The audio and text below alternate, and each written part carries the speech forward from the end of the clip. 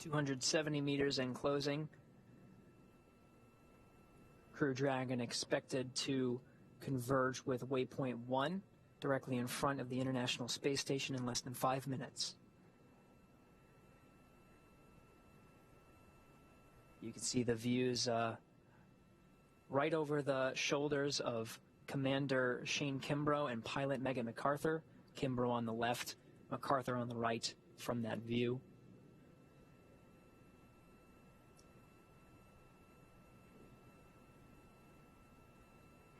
From this view from the International Space Station, you can see what we were mentioning earlier, where Dragon was below the station. You could see that previously when it had Earth in the background. Now it is almost adjacent, or almost in the same orbit as the International Space Station, as it's making its way to the docking axis at waypoint 1.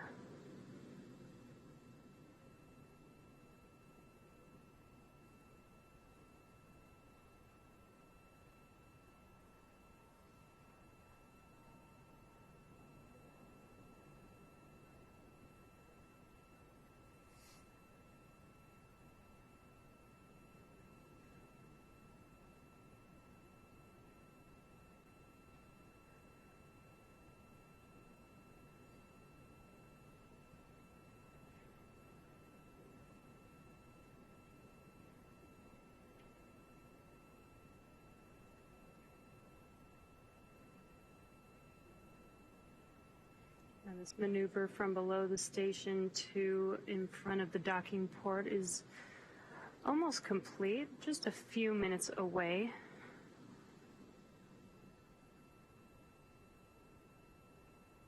Getting great views from all around, from the station side, from the Dragon side. The outline of the station you see on the displays inside Crew Dragon is in line with the position of where Dragon is relative to the International Space Station. It's almost at the docking axis, about 2.5 minutes to go until it converges with waypoint 1. And as a reminder, Dragon is flying autonomously, so they aren't using those display panels to fly Dragon. They're just using them to monitor each step of the way.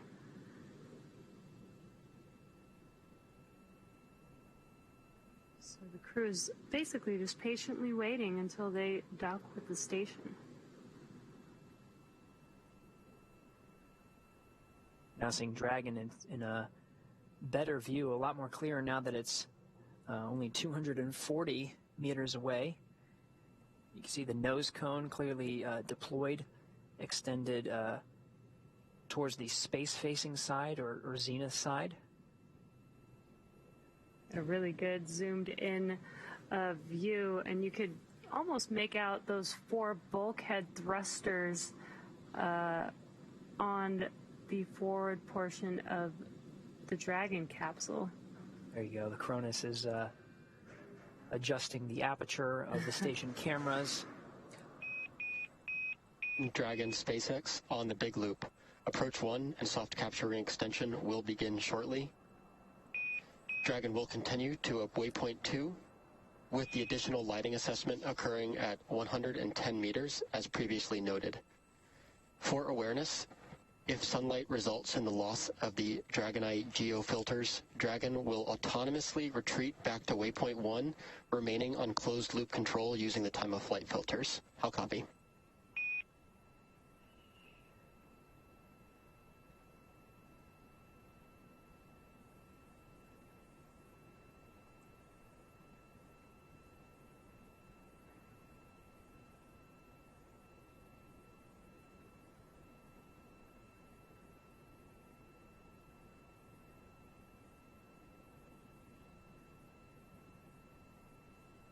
We are in a handover period, so we may have missed a call as we were switching from TDRS satellites.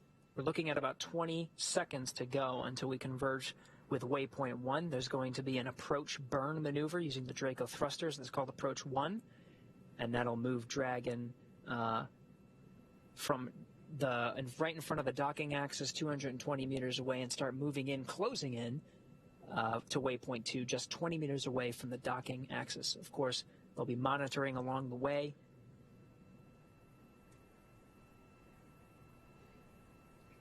We did hear the Corps mention that they are going to have a checkpoint to make sure that there isn't too much sunlight on the space station, which will prevent Dragon from docking. If that does happen, Dragon will autonomously back out and wait until the sunlight has cleared to ensure a good docking with the space station.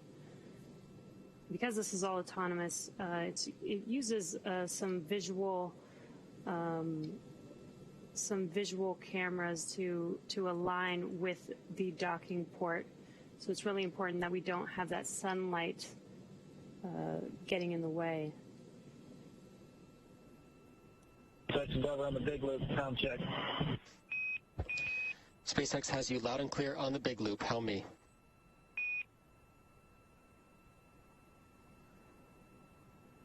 Very loud and clear. Your last call, we copied most of it, but you cut out towards the end there. I'm not sure if there's anything important for us.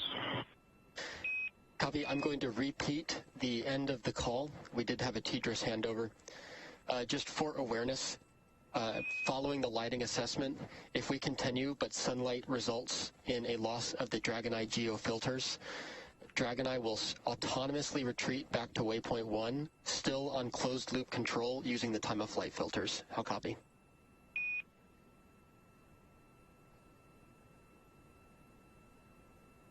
Okay, we copied all. Thank you very much for repeating.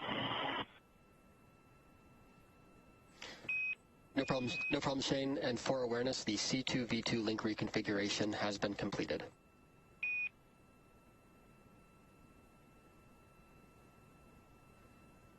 Copy, C2V2 complete.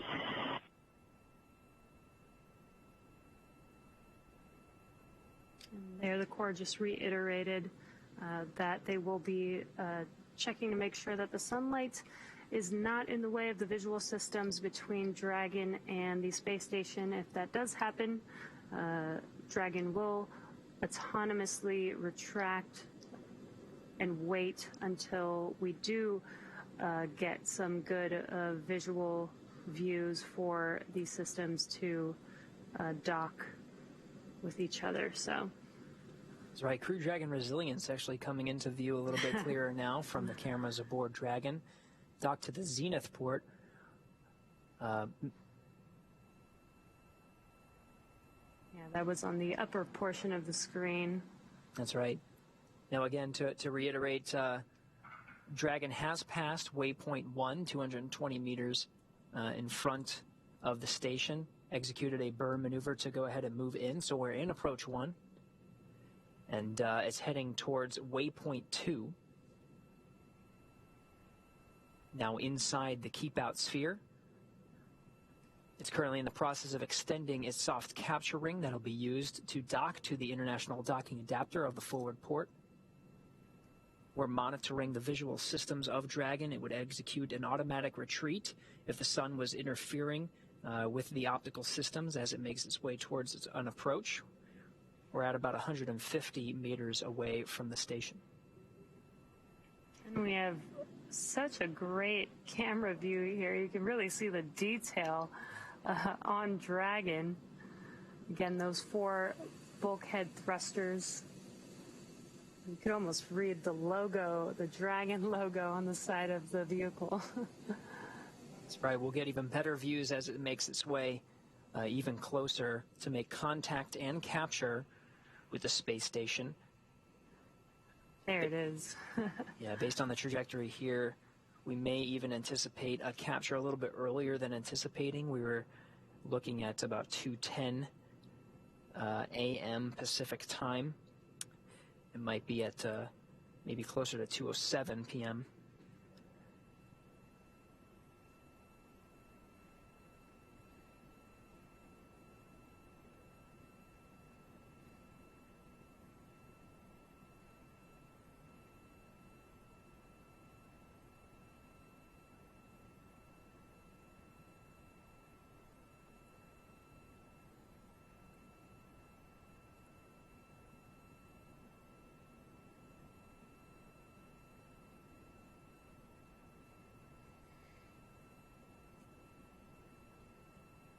The features of the space station coming into view very clearly. Yeah, you can see a lot of the detail there, and as you mentioned, the Crew-1 Dragon. This is SpaceX station on the big loop. Procedure review complete, ready for docking. Houston copies. All right, that was confirmation from Victor Glover aboard the International Space Station. From the space station side, he is go for docking. The soft capture ring itself is fully extended. We're 115 meters in closing.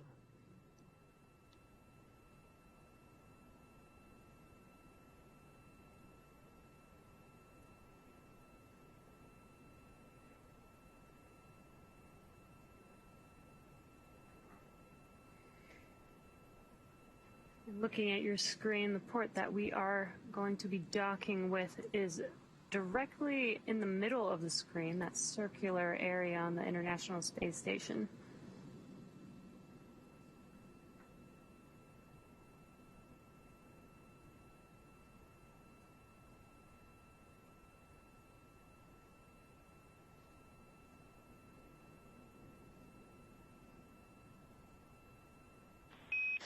Station Houston on 2 for Ike regarding SSC 17 and D2DM. We are seeing some strange configurations on the video, and we would like to close and restart that. We can take care of that from the ground if you would like.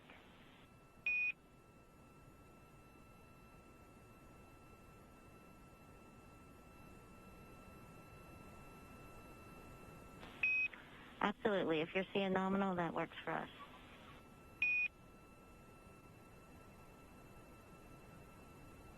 Okay, so Victor Glover aboard the station still has... Put that in work. And Dragon, SpaceX soft capture ring extension is complete. Additionally, we did beat the sunlight for the Dragon Eye filters, so we are not going to command a hold.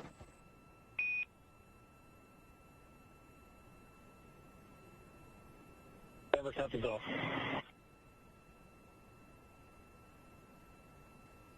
All right, so that's great news. We passed the 110-meter checkpoint that the ground operators were referencing, making sure the sun wasn't interfering with the optical sensors, the Dragon Eye, that are part of the guidance and navigation and control system aboard Dragon. We passed that check mark. We're good to go. We beat the sun there. So we're now inside 80 meters and closing. Dragon will pause at 20 meters. That's designated as waypoint 2 to conduct a go, no-go poll for the readiness on both the Dragon side and the International Space Station side, making sure everyone is good for docking. If we are go, we expect to dock during this pass over an orbital daytime. Expected in less than 20 minutes.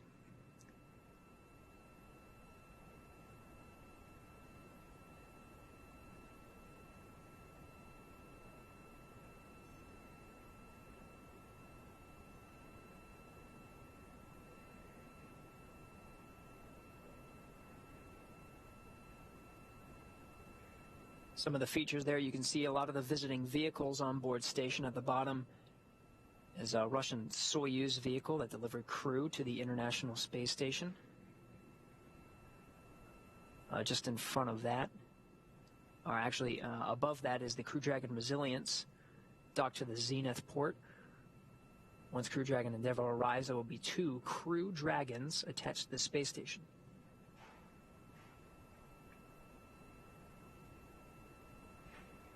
And this view from Crew Dragon looking at the International Space Station, it looks like it's this very slow and steady movement, but in reality they're moving at 17,500 miles per hour. The rendezvous operations are absolutely incredible. You can sort of see the Northrop Grumman Cygnus cargo craft as well, some of the ultraflex solar arrays coming into view a little bit clearly.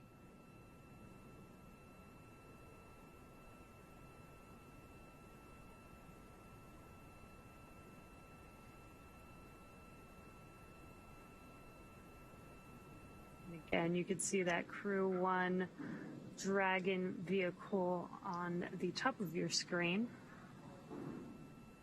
Once Crew-2 docks to the International Space Station, we will have 2 Crew Dragons docked at the same time for the first time. That view right there was truly a representation truly of an international cooperation there. The U.S.-built Node 2 is where the Dragon will be docking today.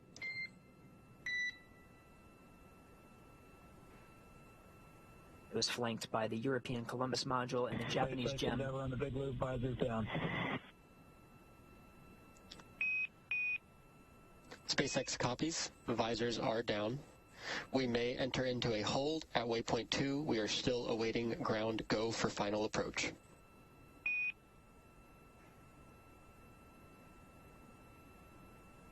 Endeavour copies.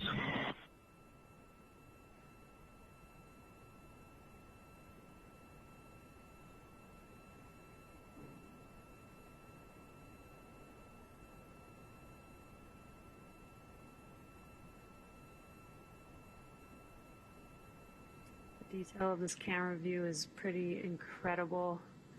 Here from the International Space Station, watching Crew Dragon as it is slowly approaching.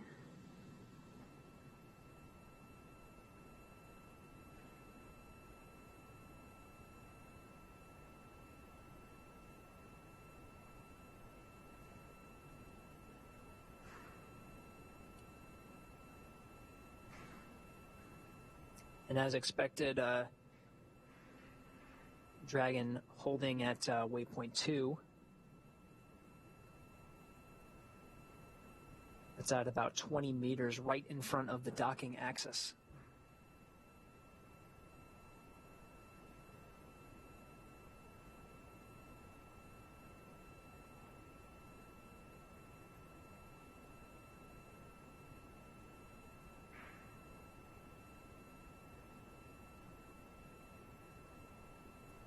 And if you're just now joining us, we are just waiting for a confirmation for go for docking. Currently holding Dragon at waypoint 2. And again, it looks like Dragon is just paused and not even moving, but again, as we just mentioned, both the space station and Crew Dragon are actually moving at approximately 17,500 miles per hour. So it's pretty incredible how it can hold these speeds so that it looks like they are just completely paused. That's right. Teams on the ground, both from the station side in Mission Control Houston and Mission Control Hawthorne, just checking and verifying all systems are go to proceed with docking.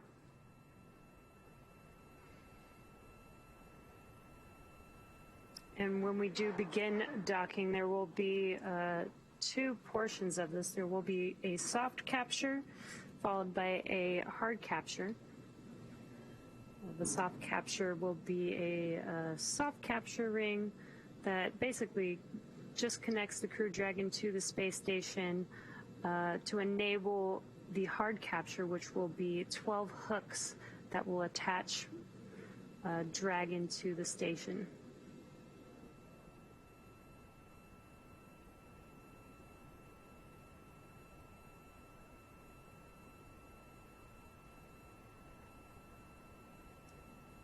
Again, we're standing by the International Space Station, flying over the Indian Ocean now, just south of the Indian border.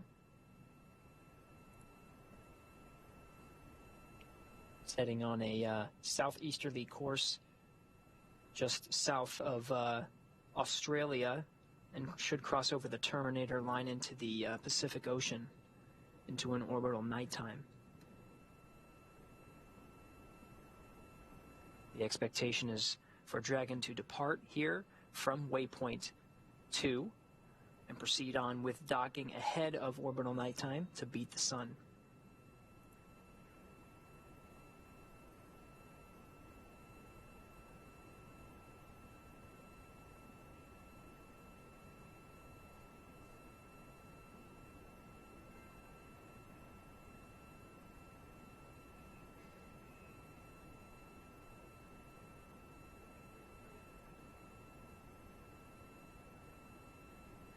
can see this camera moving around. Again, this is controlled from the ground from Mission Control Houston. And they're maneuvering this camera around so we can just get a more detailed view of the Crew-2 Dragon Endeavour patiently waiting, docking to the International Space Station. Dragon on its second flight, about to dock to the forward end of the International Space Station for the second time. And Station and Endeavour on the big loop.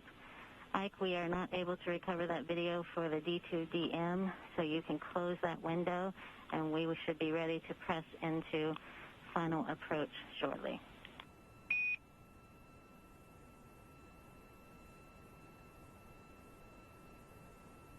Station copies.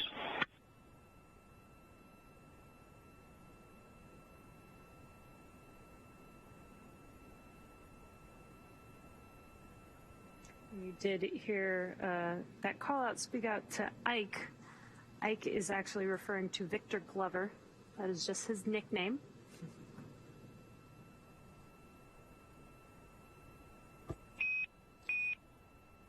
Dragon SpaceX on the big loop. Ground is now go for final approach. Upon confirmation of crew readiness for final approach, we will enable the approach. Please confirm crew readiness, and a reminder, once Dragon is inside the crew hands-off point, retreat and breakout are no longer permitted.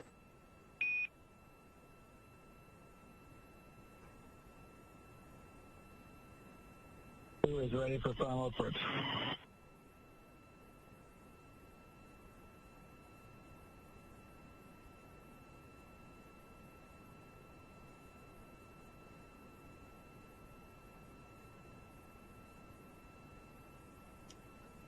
And got some good words that the crew is ready for the docking to the International Space Station. They no longer will have control of any aborts. If there is an abort needed, it will have to be done by the Dragon autonomously. And on the big loop, monitor per steps 3 and 4 and 1.104.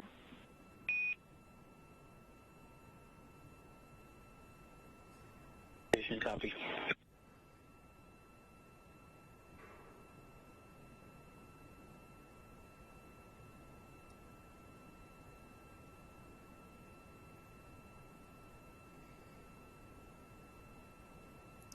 Again, we are now moving into the CHOP, which is the crew hands-off point.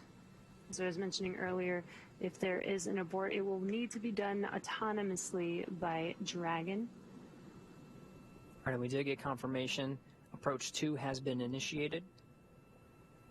So Dragon now making its way inside the 20-meter hold point at about 18 meters and closing.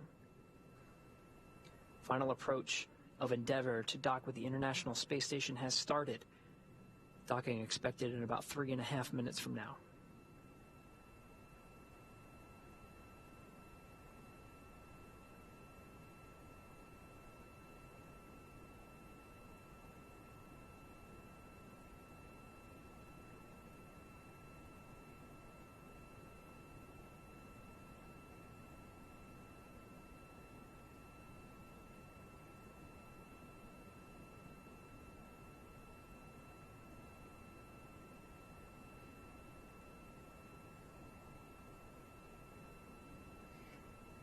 You can see on your screen as Crew Dragon slowly approaches towards that port for docking. Sorry, we're 13 meters and closing, making a slow and methodical approach to the docking port. That's on the forward end of the International Space Station, that international docking adapter where Crew Dragon Endeavour has docked once before.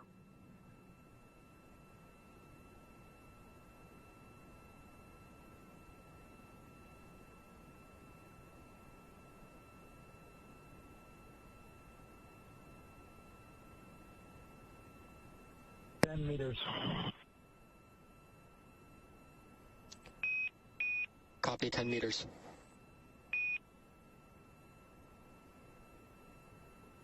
With that call out was Crew Dragon is just 10 meters away from the International Space Station as it continues its approach for docking.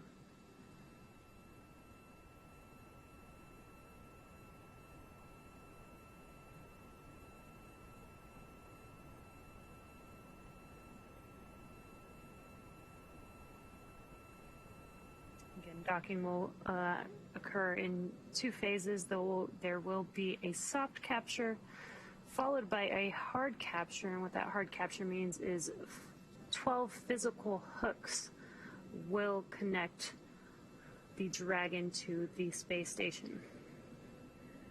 Great views. Dragon just 6 meters away as the station and Dragon fly in tandem 263 statute miles over the South Indian Ocean in the background. 5 meters. We're 5 meters and closing.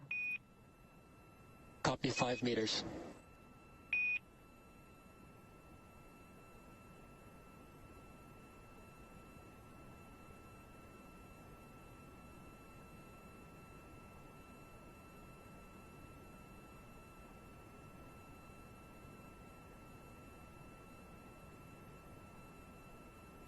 Really start to see the detail on Dragon there as it is closing in on docking. That's right, 2.5 meters, 30 seconds. Crew hands off point was called out.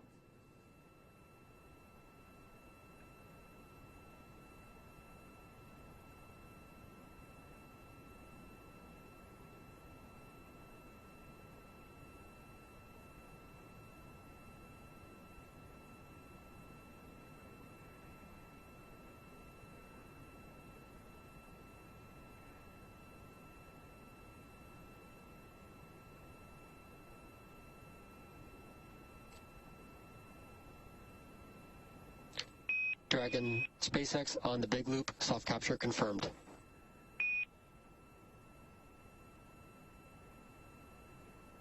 Copy, soft capture confirmed. Great news with that call out. That soft capture is confirmed. That's right, that soft capture time, 2:08 a.m. Pacific time, 4:08 a.m. Eastern. The station and Dragon connected 264 statute miles over the South Indian Ocean. Endeavour connected to International Space Station for the second time. And there are still a few steps to complete before Dragon is securely attached. Dragon, SpaceX on the big loop, soft capture ring retraction in progress.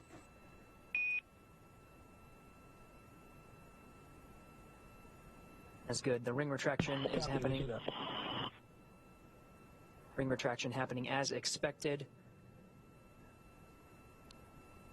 And after the ring retracts, 12 hooks will latch, 6 at a time, to perform a hard capture, and will officially mate Dragon to the International Space Station.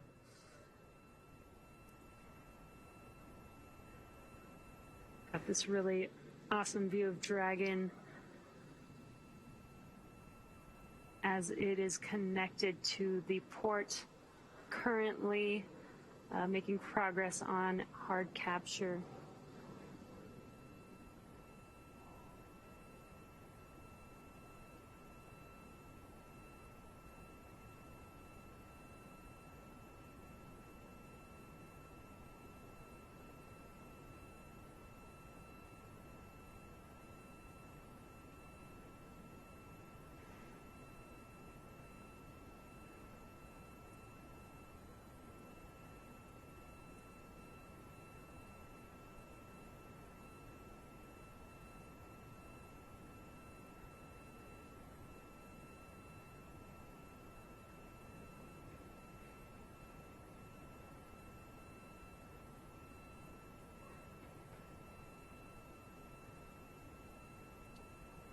Soft capture ring retraction does take some time. It is continuing at its anticipated speed. Things are looking good. Again, this is the first in a series of steps to officially mate Dragon to the station.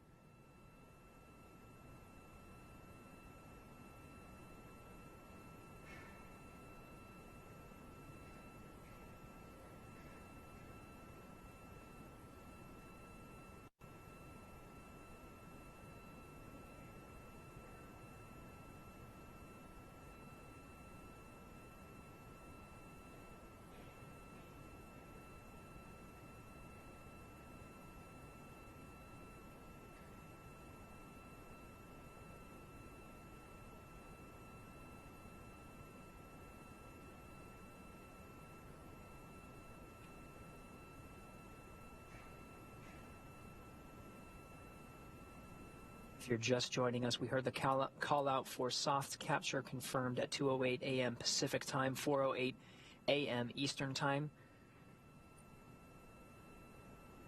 Station and Dragon were 264 statute miles over the South Indian Ocean at the time of contact and capture.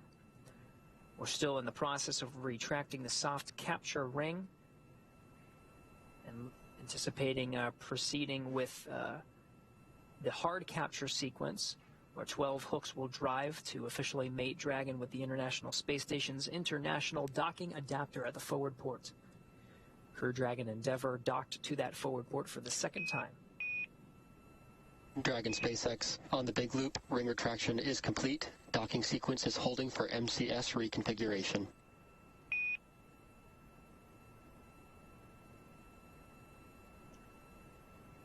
Endeavour copies off.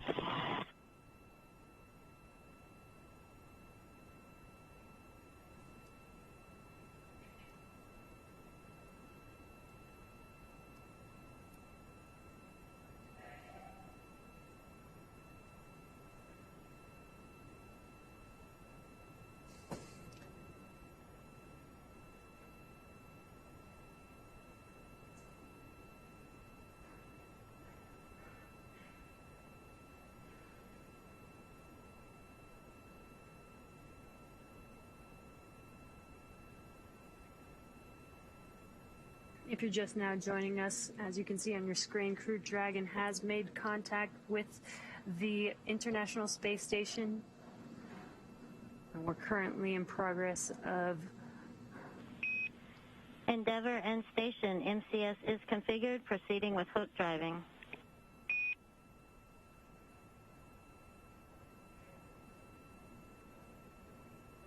Endeavour copies. Station copies. Great timing there. This is now the beginning of the hard capture sequence. This is where 12 hooks will latch between Dragon and the space station, 6 hooks at a time. This will take a few minutes to complete. That's right, that MCS is just configuring the International Space Station's attitude control. It needed to be configured differently between a soft capture and hard capture sequence. So now that that's been confirmed, they can go ahead and press to drive the 12 hooks needed to confirm a hard capture. To reiterate, the Dragon had contact and capture with the space station at 2:08 a.m. Pacific time, 5:08 a.m. Eastern.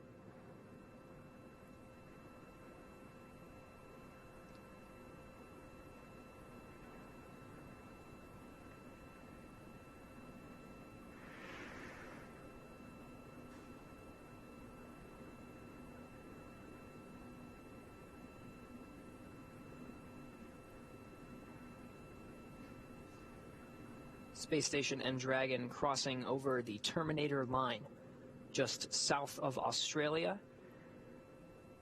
about to head over the South Pacific Ocean. Start seeing the views of Dragon get a little bit dimmer as we still undergo the hard capture sequence.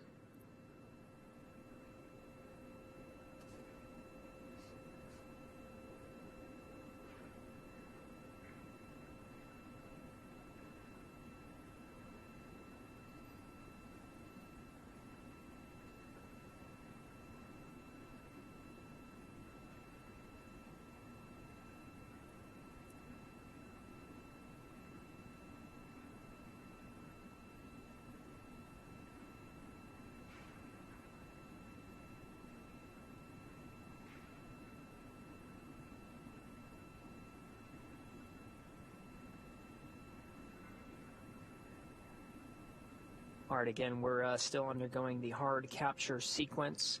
There's 12 hooks that drive to officially mate Dragon to the International Space Station, 6 of them driving currently. Station attitude configured to support the hard capture sequence. Now operating on control moment gyros to maintain attitude control during the hard capture sequence.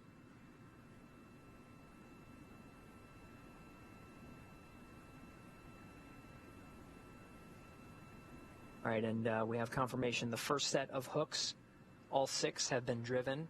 They look good. The second set are driving and are looking good at the anticipated speed. Halfway there.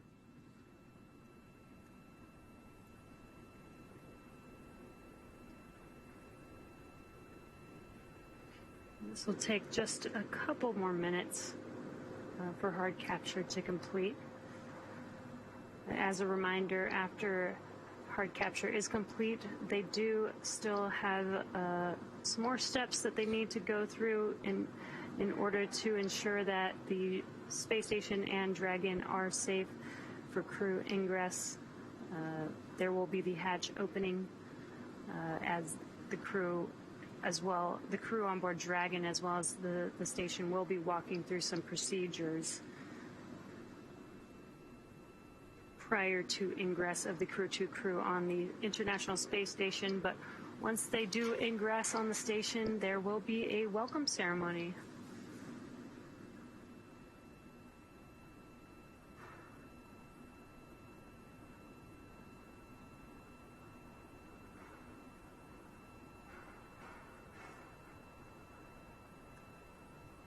Again, half of the hard capture hooks have been driven and locked into place. The second set of 6 hooks, 12 total, 6 of them driving.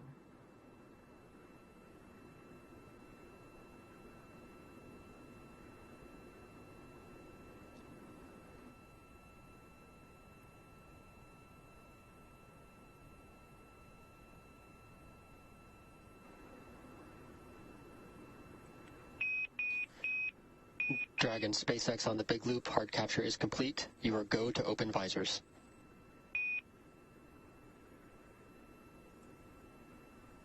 Copy, hard capture complete. Opening visors.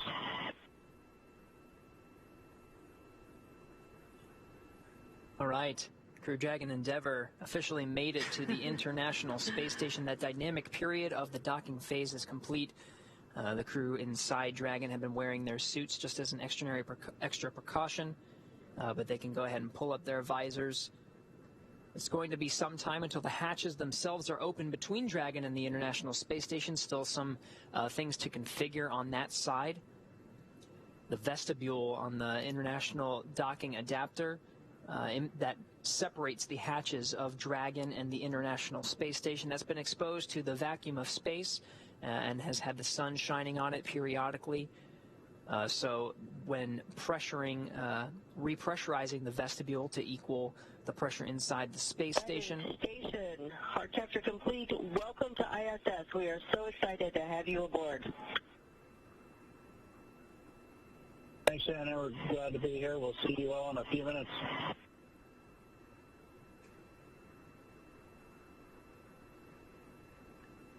International Space Station Commander Shannon Walker welcoming the crew. Now Crew-2 officially made it to the International Space Station. Again, it's going to be some time until they come in, but the commander of the International Space Station welcoming 4 new crew members for her expedition on board here shortly.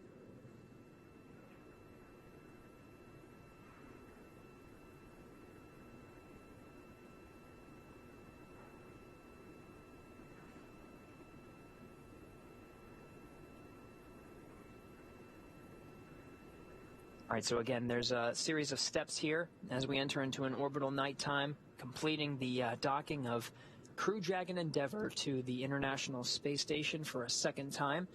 That contact and capture occurring at 2:08 a.m. Pacific time, 5:08 a.m. Eastern. We have a confirmed hard capture. The umbilical is in motion to connect the station to the Dragon and provide data and power and communication through that umbilical, so it no longer has to rely on its own systems. Everything's looking good for that vehicle. It's going to be some time again until we repressurize the vestibule and get those hatches open between the Dragon and the International Space Station. It'll be the crew inside the station getting that ready to be opened. Endeavour SpaceX docking sequence is complete. Welcome to the ISS. Thank you, SpaceX. Great to be here.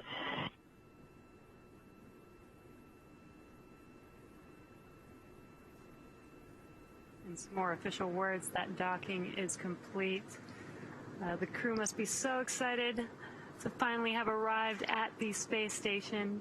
Again, there is some more steps that they will need to complete and some checks before they can ingress on the space station. But the crew can now get out of their suits before moving into hatch operations. So now they can start to get comfortable again. They no longer need these suits now that they have arrived at the space station. That's right. And so it'll be some time again until that area between the International Space Station and the hatches. SpaceX Endeavour on Dragon to ground. Are you ready for us to begin seat doffing? SpaceX copies. You are go to begin suit doffing and audio configuration. Procedure 4.012. Copy, that's in work. So again, it'll take some time. The crew will begin doffing or taking off their suits. It'll be some time to repressurize the vestibule. Station side, astronauts on the station side will configure the hatch, getting ready to open that up and welcome the crew inside the International Space Station. It was a pretty great docking. Everything happened right on cue and as expected. So it was a great to see Crew Dragon Endeavour dock to the International Space Station once again. We've enjoyed it from here in Mission Control Hawthorne, but to see how things turned out from the space station side of things as we work together to complete today's operation, let's go to Courtney Beasley for a refresher on what's ahead now that Dragon is docked. SpaceX cameras are external. Copy, thanks.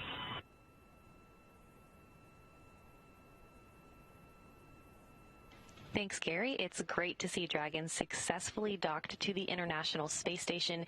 Even through the face masks, you can see and feel the excitement in the room here in Mission Control Houston. Now that we're docked, Victor Glover is securing some hardware, and then he'll move right into hatch operations. First, he will open the large hatch at Node 2 forward, giving him access inside the pressurized mating adapter. Then he will have to pressurize the vestibule, which is the small space between the hatches on Dragon and the space station. This was exposed to vacuum prior to docking, and he will need to fill it with air and make sure its pressure is nearly equal with the atmospheric pressures on Dragon and the station. He will use a small valve on the station's hatch to slowly introduce air into the vestibule, and flight controllers here in Houston will monitor the pressure and temperature readings inside and verify that everything is leak-free before we get ready to open up the hatches. We expect it to take about 2 hours to get everything pressurized and checked out before we open hatches. With Dragon successfully docked to the International Space Station, that's the latest from here in Mission Control Houston. And back to the team over in Hawthorne. All right, thanks, Courtney. As mentioned, it will take some time to go ahead and go through those procedures, but we'll stay with you throughout today's coverage. Of course, one of the major things will be repressurizing the vestibule in between the hatches. There's a hatch called the A-Pass hatch. That's the hatch on the International Space Station side. And then there's the Dragon hatch itself. In between is a vestibule that's currently at vacuum. So in order to travel through both hatches, you need to repressurize that.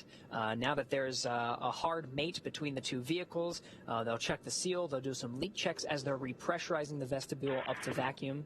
And that will take some time. SpaceX Endeavour, check on the cabin mic. SpaceX has you loud and clear on the cabin mic. Ready, the same, thanks.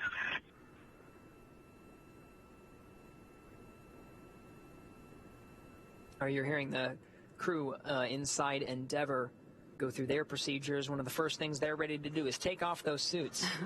They had to wear it through several of the operations of a launch from the Kennedy Space Center to a docking with the International Space Station.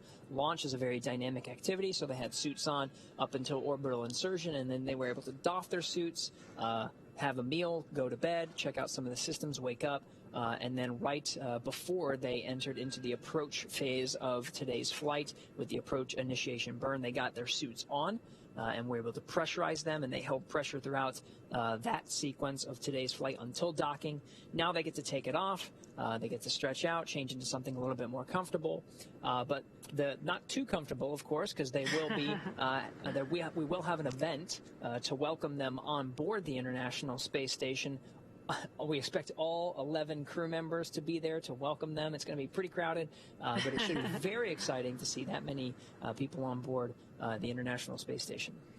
And those call-outs that we just heard they were doing a comm check with the Crew Dragon communications because they've now taken off their suits. They have comms through their suits, but since they're not going to be wearing their suits anymore, they need to use the comms through Dragon. So very exciting. It sounds like they're getting out of their suits as we speak, or doffing their suits. And then we will soon begin the process to open up those hatches so that the crew can finally ingress onto the space station. So it will take a little bit of time, but we will be here with you through every step of the way.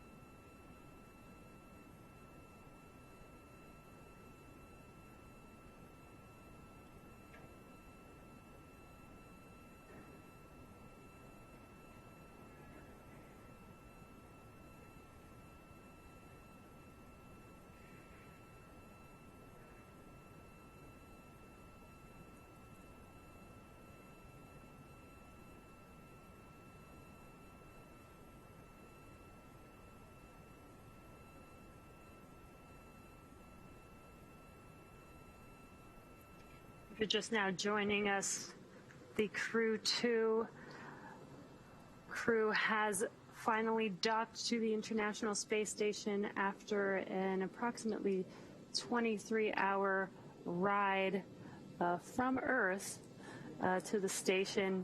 Again, they are going to be performing a few procedures here before the Crew-2 can ingress onto the space station. They will be opening the APAS hatch, which is the space station side hatch, followed by the Dragon hatch. But this will take some time. They will need to repressurize the vestibule in between those two hatches before the crew can ingress.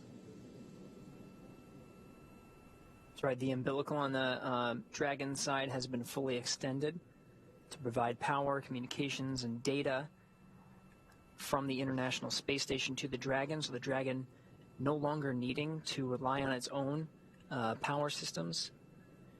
And of course, when the hatches are open, they'll be able to mix the air from the environment that's inside the space station with the Dragon, so it no longer needs to rely on its environmental control and life support systems. In the meantime, it is still doing so because the hatches are closed between both the Dragon and the International Space Station. There is a gap called the vestibule in between them that's currently at vacuum. That vestibule has been exposed to the vacuum of space on the forward end of the International Docking Adapter. So when bringing the pressure back up, there may be swings. Because of the temperature variation, there may be swings that need to dampen out before an effective leak check could take place. So the process of repressurizing the vestibule in between those two hatches does take quite a long time. It's expected to be about 2 hours until both of the hatches are open because of the length of time of repressuring that vestibule. Now from the station side, Victor Glover will outfit the 8-pass hatch. That's the one on the station side. He'll open it up and remove, once the vestibule is pressurized, he'll open that up and remove the docking target and install some padding onto the 8-pass hatch so that there's no unnecessary contact as astronauts are coming through the hatch from Crew Dragon to come inside of the forward end of the International Space Station. Station Houston on 2 on the big loop. You are go to pick up in ingress part 1, step 1. Note that the pre-ingress ventilation in step 1.6 is not required. Okay, picking up step 1 and 1.6 not required. Dragon SpaceX, no response required, but ISS power connection has been established.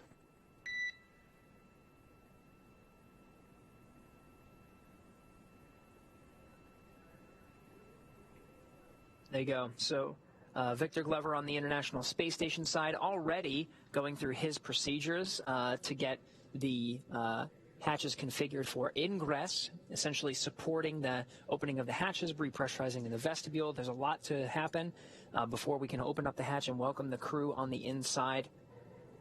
The umbilical has been fully extended, and we just got confirmation that Dragon is drawing power from the International Space Station, so the solar arrays on the station providing power downstream to the Dragon. Dragon no longer needing to rely on its power.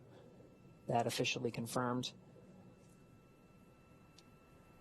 It will again take some time until the Dragon hatches are open. Our Dragon and Space Station hatches are open.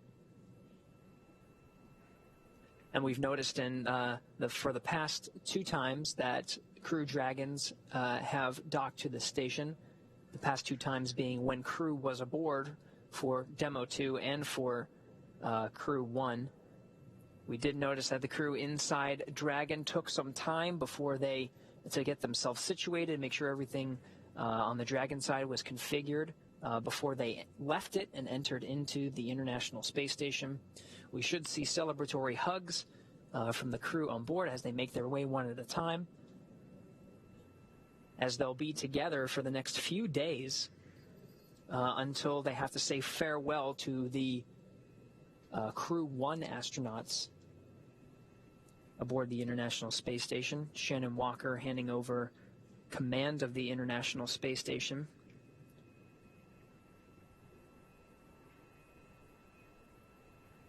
Before she does that, she's going to hand command over to Akihiko Hoshide, who's currently on board Crew-2. He'll take the responsibility of International Space Station commander through the duration of Expedition 65 until he's ready to hand it off to the next crew. That all happening in the next couple of days.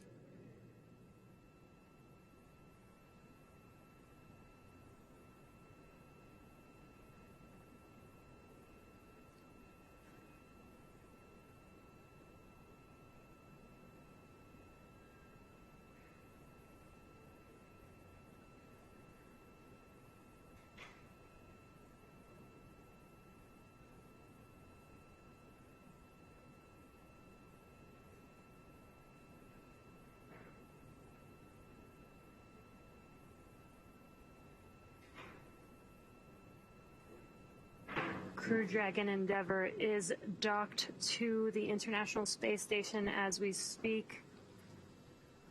The crew on board the space station as well as Crew-2 are preparing for a couple procedures here for hatch opening. That is the hatch opening on the space station side as well as the Crew Dragon hatch. And this will take approximately an hour, a little over an hour and a half to walk through all of these procedures. So though Crew-2 is at... Station on the big loop, no 2 forward hatches open. And Ike, we copy, and you are go to continue through step 2, pressurizing vestibule. Continue through step 2.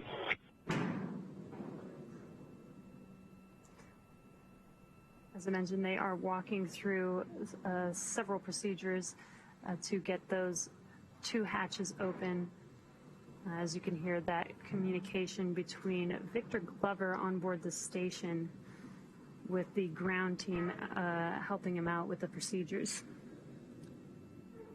That first hatch that he mentioned is the Node 2 forward hatch. From inside the Node 2 segment of the International Space Station, there are 3 hatches to get from Node 2 all the way down to the Dragon itself. Dragon SpaceX, if desired, reference procedure 4.400 for monitoring vestibule pressurization.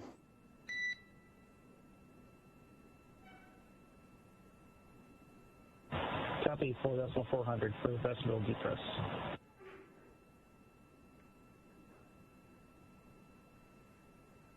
So now that Node 2 forward hatch is open, Victor Glover inside the pressurized mating adapter. Down the PMA is the A-pass hatch, the hatch that separates the International Space Station now from the Dragon. With the Node 2 forward hatch open, Victor Glover can work to manually pressurize the vestibule. And we just heard from here in Mission Control Hawthorne that the crew on board Dragon Endeavour will be able to monitor the vestibule pressurization on their displays from the side of the Crew Dragon.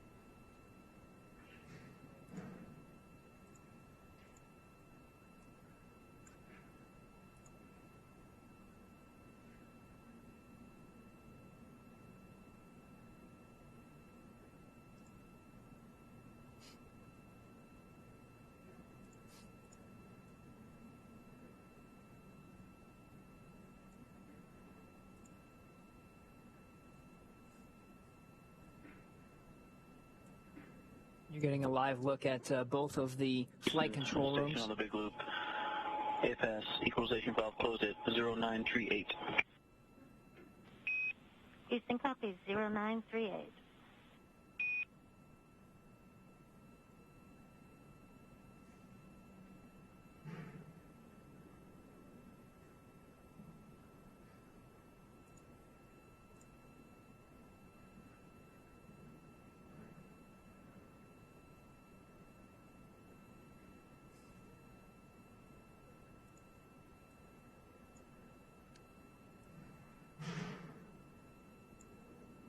So you're looking at both of the flight control rooms on the left. SpaceX headquarters in Hawthorne, California. Flight controllers there successfully monitoring the navigation of Crew Dragon Endeavour that autonomously made its way from the Kennedy Space Center in Florida to the International Space Station, docking at 2:08 a.m. Pacific time, 5:08 a.m. Eastern. With the International Space Station as they've been flying over the South Indian Ocean. The control teams are now working to configure Dragon for its stay aboard the International Space Station.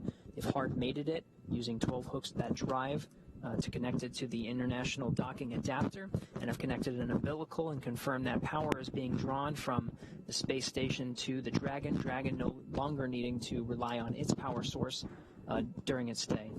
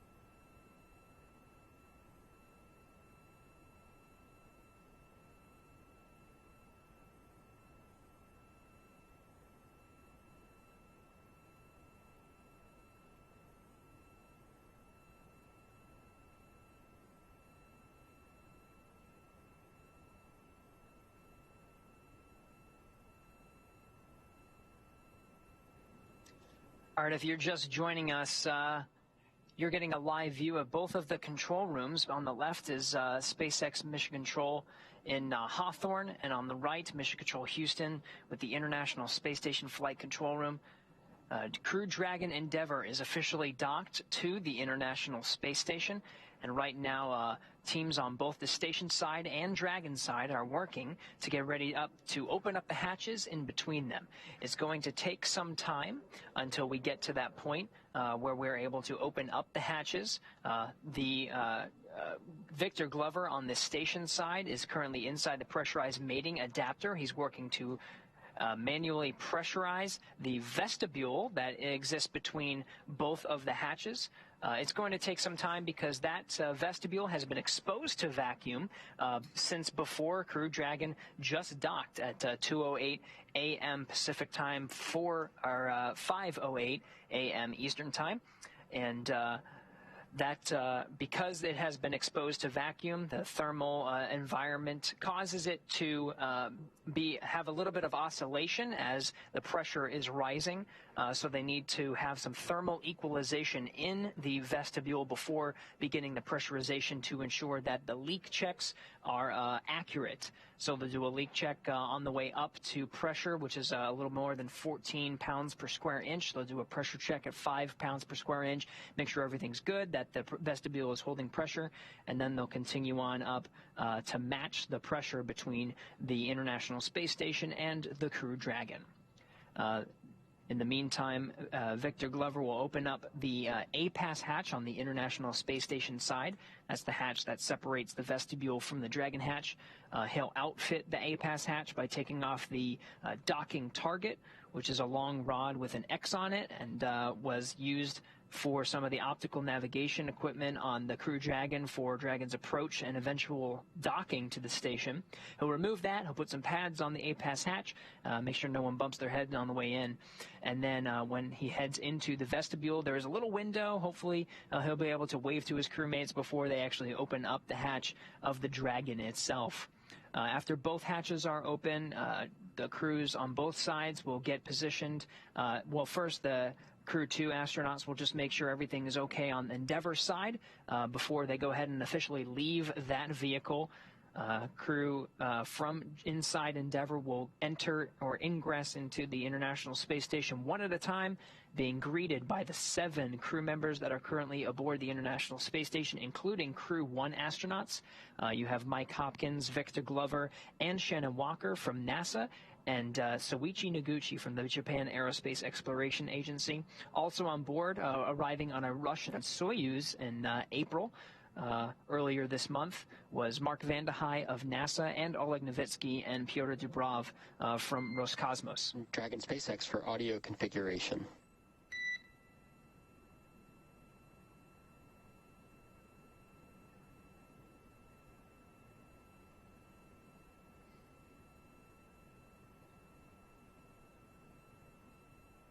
Go ahead for audio config. All right, Shane, we are about to transition to hardline audio with ISS. Copy.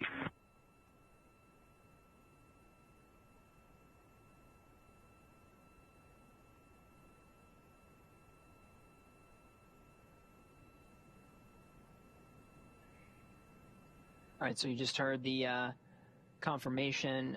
The Dragon and International Space Station are mated now by not only the International Docking Adapter, but there is an umbilical that's extending to the space station.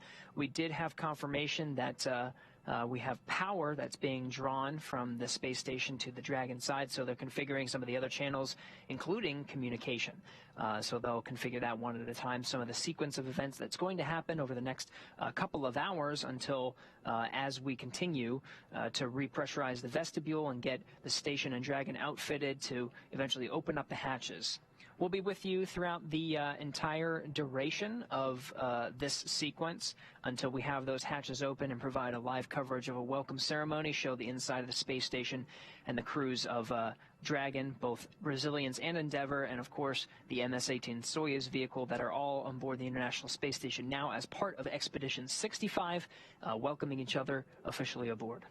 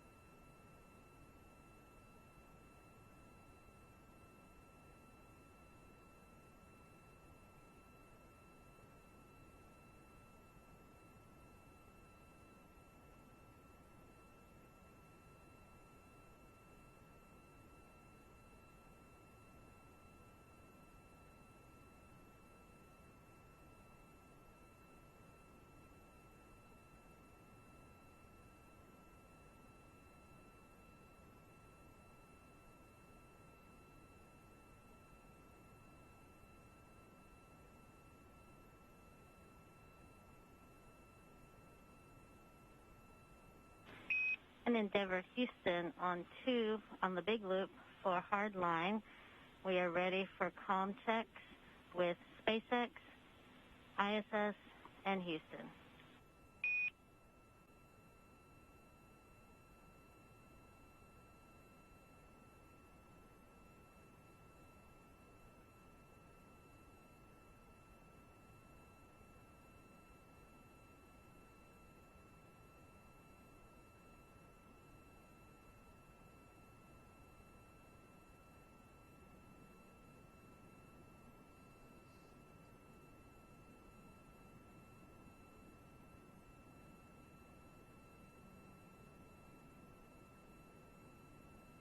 All right, so it's a little hard to see from this view.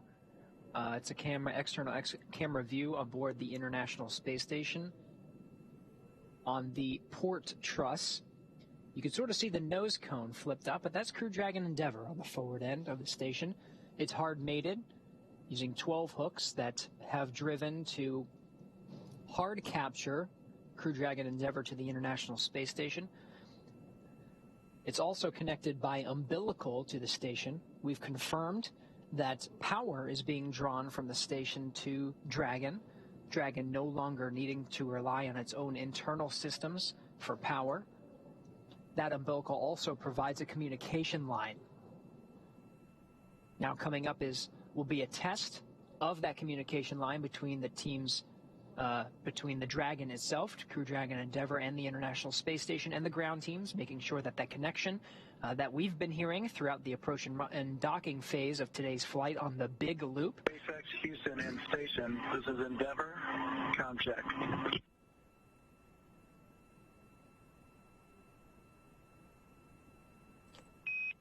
And SpaceX has you loud and clear, Endeavour.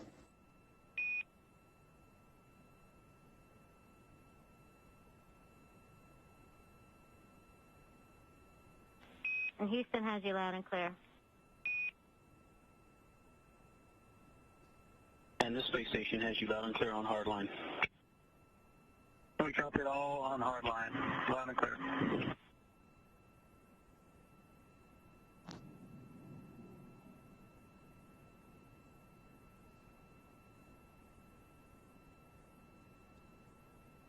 All right, so the same control teams that we've been hearing through the approach and docking phase of the flight on the big loop. That includes the SpaceX flight controllers in Mission Control Hawthorne. The voice you're hearing is Core or Crew Operations and Resource Engineer Arthur Berryalt. He confirmed from here in Hawthorne. From Mission Control Houston, Capcom Kathy Bolt confirmed the hardline communication network is working on board the International Space Station. That was the voice of Victor Glover, who is currently working through the procedures for opening up the hatches, including the repressurization of the vestibule. Still awaiting some temperature equalization there before that begins. But that'll be some of his next steps.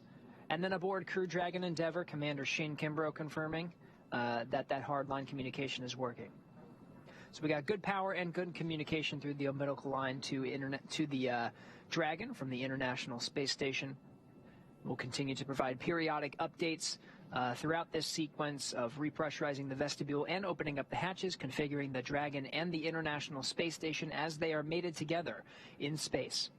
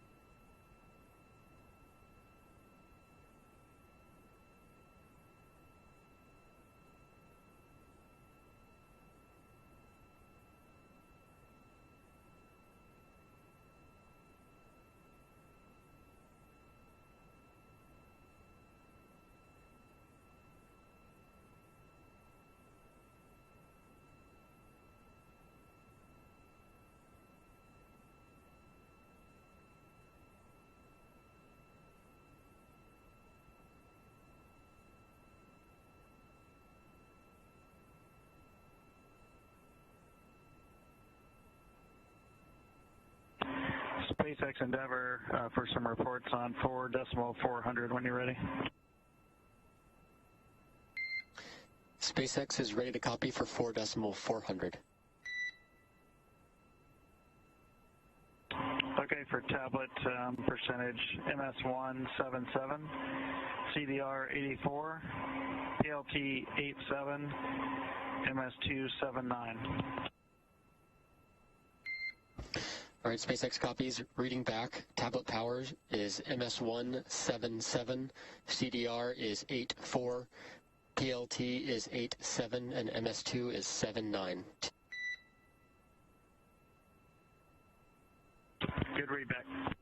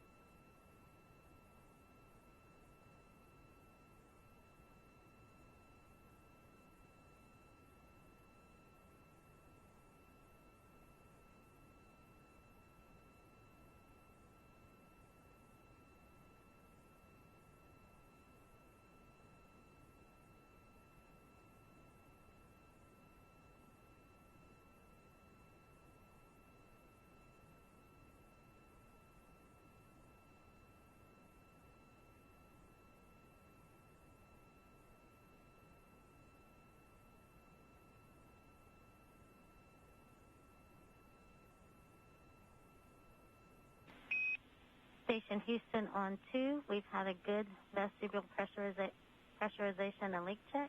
You are go to pick up and ingress part 2, step 3.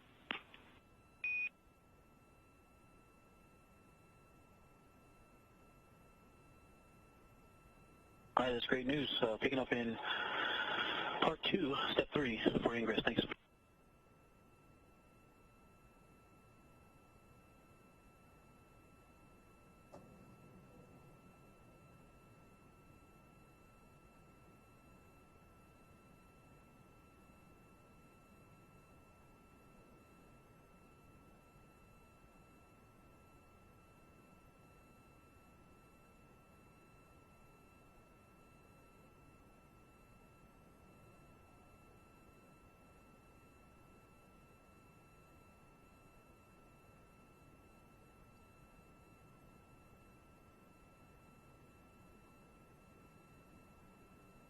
you're just now joining us, you are watching the live broadcast for the Crew-2 mission for SpaceX and NASA. The Crew-2 Dragon Endeavour has docked to the International Space Station. They're currently working some procedures to process opening the APAS hatch, which is the hatch on the International Space Station side, as well as the hatch on the Dragon, Crew Dragon, prior to crew ingress onto the space station. And what you're looking at on your screen is Crew Dragon Endeavour docked to the International Space Station. We are hearing some call-outs as they're walking through some procedures, so we're keeping up with the teams. Again, this process does take a bit of time.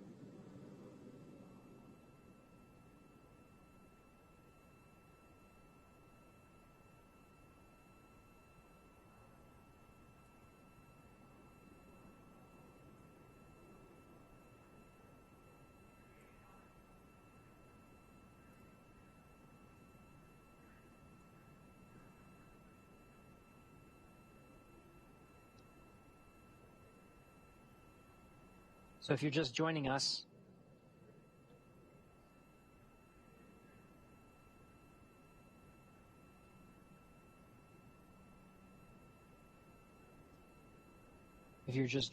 the Dragon itself is attached to the International Space Station. The crew inside, namely Victor Glover, is making incremental steps to open up the hatches between the International Space Station and the Dragon itself. Glover waited for thermal equalization of the vestibule in between each of the hatches, the station side and the Dragon side. After thermal equalization, he brought it up to about 5 pounds per square inch, performed a leak check, and everything looked good, so he proceeded to increase the vestibule pressure to equalize with the International Space Station's pressure. With vestibule pressurization complete, and after a few checks, Glover will be given the go to open up the station side hatch, the APAS hatch. Once that's open, he'll be able to see the Crew-2 astronauts inside the Dragon Endeavour. There's a small window on the Dragon hatch that he'll be able to see them. And his main job before opening up that hatch will be configuring the station side hatch. That hatch is configured with a docking target. It's a small rod with an X on the end that provided guidance for the Dragon during its approach to dock with the International Space Station. He'll remove that docking target and provide some padding to allow safe entry into the International Space Station for the Crew-2 astronauts.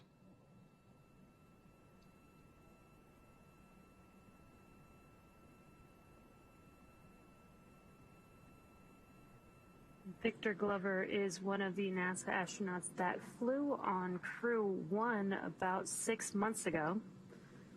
So he is the one preparing, who has been preparing the space station for Crew-2's arrival.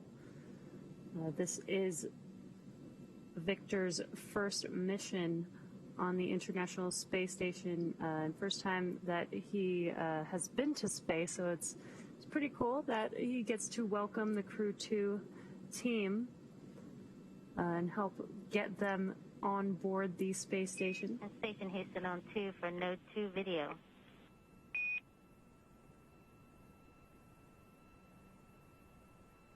Go.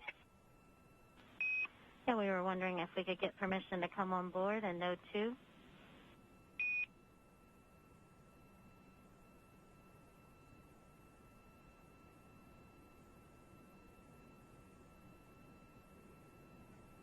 You're welcome. Please come on board.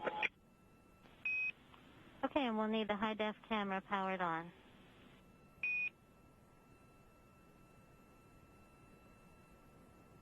All right, so we've been very lucky with some of the external views here. This coming from a camera on the Japanese exposed facility pointing at the forward end of the International Space Station where the Dragon is currently docked. Crew Dragon Endeavour. Very shortly, with permission from Victor Glover, we should be getting some views from the inside of the International Space Station and seeing what Victor Glover is up to. He's at the forward end, inside the pressurized mating adapter, going through his procedures to configure the APAS hatch, getting it ready to open. We did hear confirmation earlier that the vestibule is pressurized between the two hatches, those hatches being the station hatch and the Dragon hatch.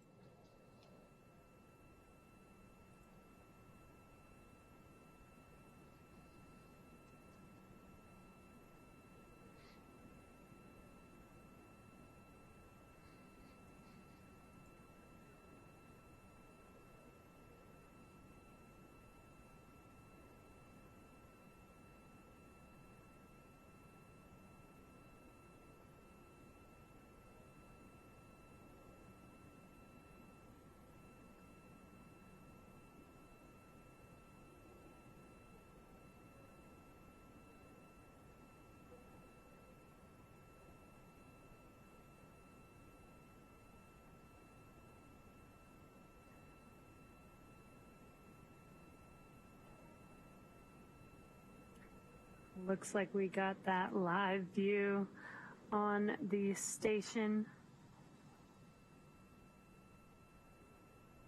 I think that's Soichi Noguchi on board the International Space Station.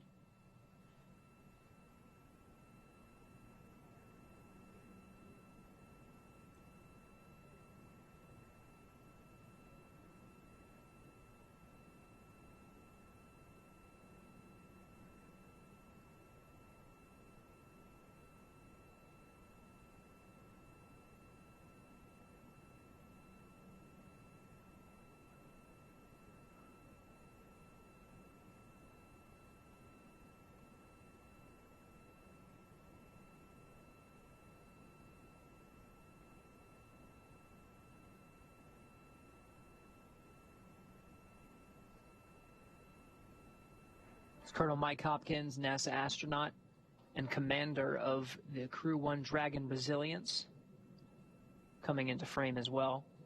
There are 7 crew members currently aboard the International Space Station, not counting the Crew-2 astronauts who are on the other side of that hatch.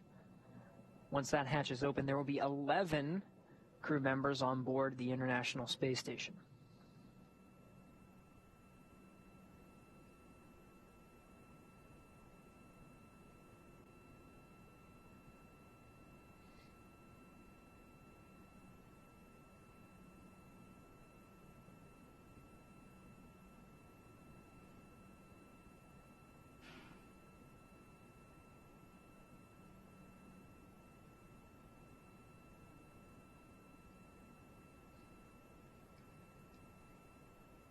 Sort of forget that you don't really need to be in an upright position to work from this orientation. We're looking sort of in an upright position. If you look down or nadir from this position, you would go straight down towards the Earth, but you can see clearly Soichi Noguchi upside down. Mike Hopkins was just upside down. You don't really need to be in a particular orientation to work.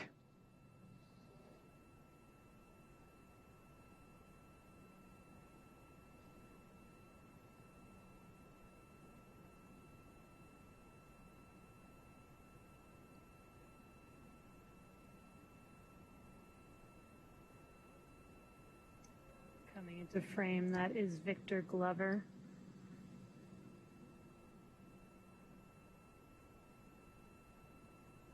And there's Mark Vande Hei from NASA, who arrived earlier this month on the Soyuz MS-18 rocket launching from Kazakhstan,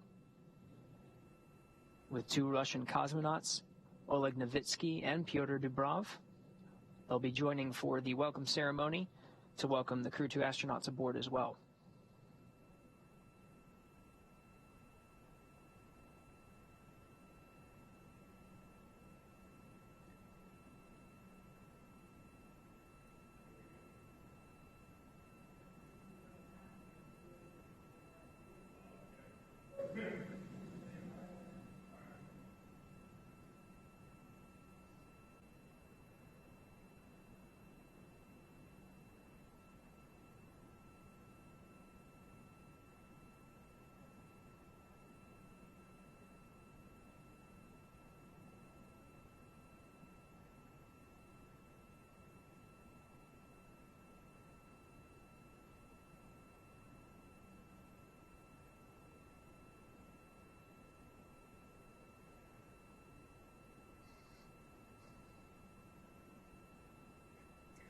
Another thing to point out, you could see that each of them are just wearing socks.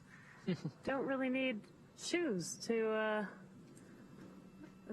be on the space station, since they're not really walking anywhere. They're floating around.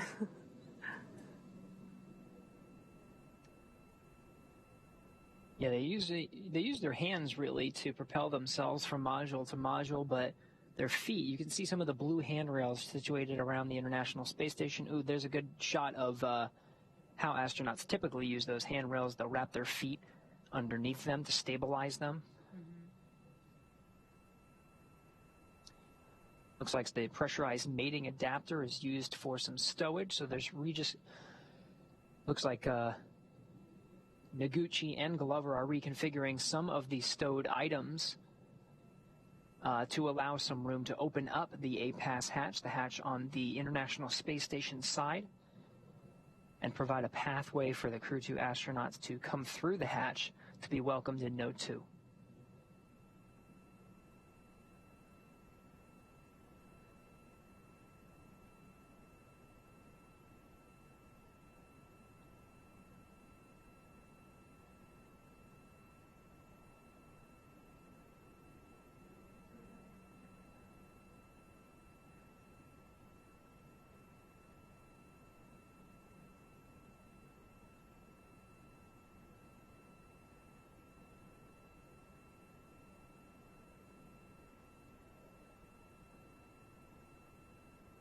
So again, the vestibule is pressurized between the Dragon hatch and the station hatch.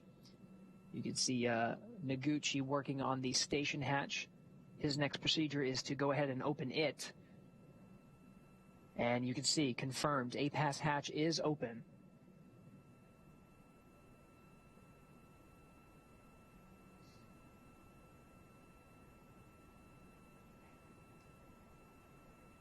Noguchi taking some initial photographs. Part of the procedures will be to survey the hatch itself, inspect for any foreign object debris. Houston Station, big loop, A-Pass hatch open, and it's dry, and seals are clean. And Houston copies, and you can continue in step 4.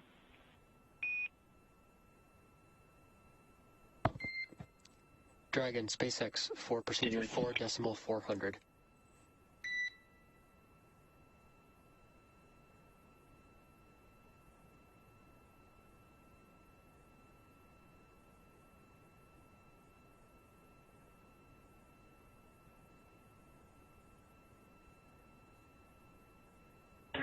Go ahead, SpaceX.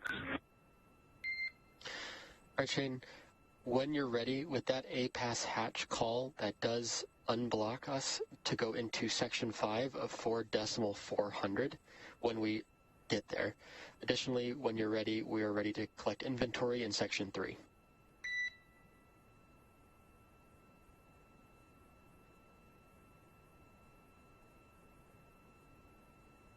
Okay, inventory coming to you, and we're ready for section 5 after that. SpaceX copies, thanks. Hey, Dr. Thomas for the inventory. So just quickly compared to what I reported prior, the only delta is 2 bottles from location, from bag 204 in location 9. All the rest is as per our previous report. So I'm not sure you need all the details of what's remaining, because I kind of gave the detail of what would consumed from the food locations. I can give you the details. It's your call. SpaceX copies. If there's no delta from your previous report, we don't need it. But I will read back, that was 4 bottles from bag 204.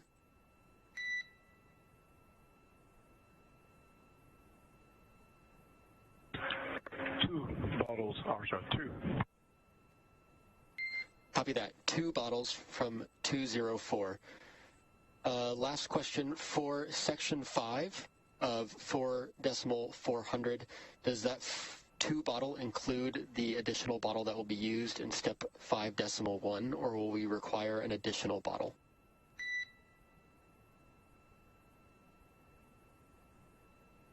And that's a good question, Arthur, and we're working on this, so you can add another bottle for this section, and we'll grab it from 206. All All right, SpaceX copies. Thanks, Tama. We'll take one bottle from 206.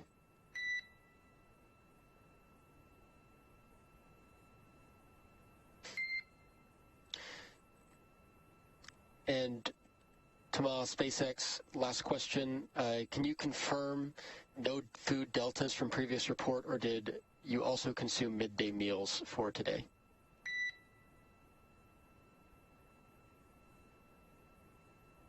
No, we didn't consume anything. The latest last food consumption was the one I reported before. All right, copy. Thank you.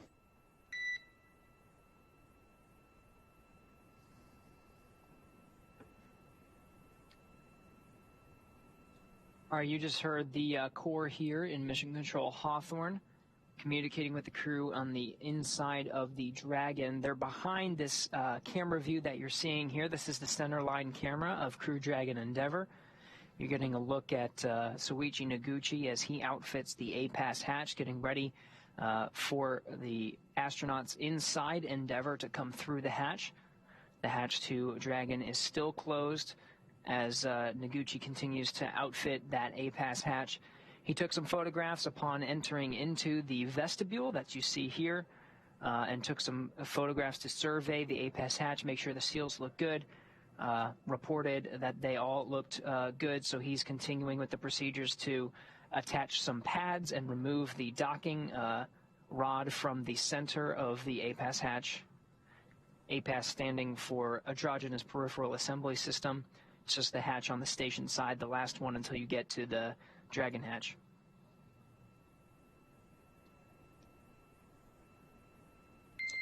Dragon SpaceX, question on procedure 4.012, suit doffing.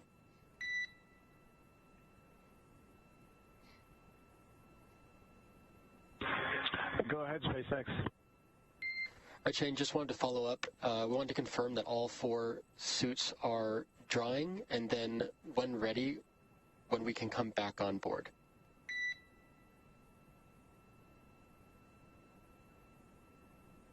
All 4 suits are drying.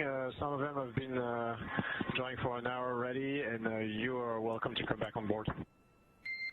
Copy that, Tama. Thank you.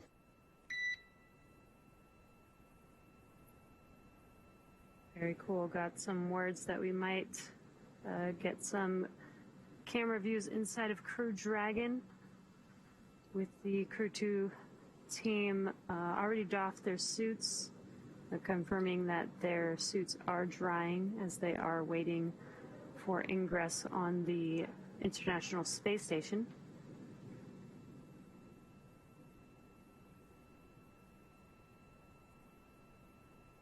What you're seeing on your screen is Soichi Noguchi getting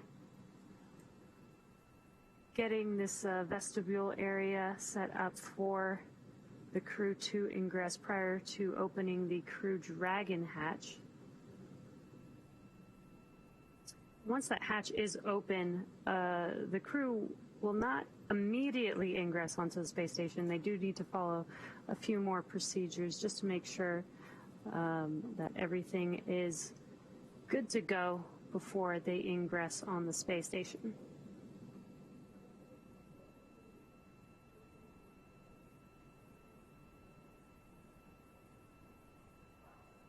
So you see some of the padding that's needed to outfit that APAS hatch. He's just wrapping it around the metal structure that is the station side hatch. He'll do this to completion. On the other end, we'll hopefully be getting some views from the inside of the Dragon cabin and seeing both perspectives from the Dragon side. Dragon SpaceX, for awareness, cameras are back on board.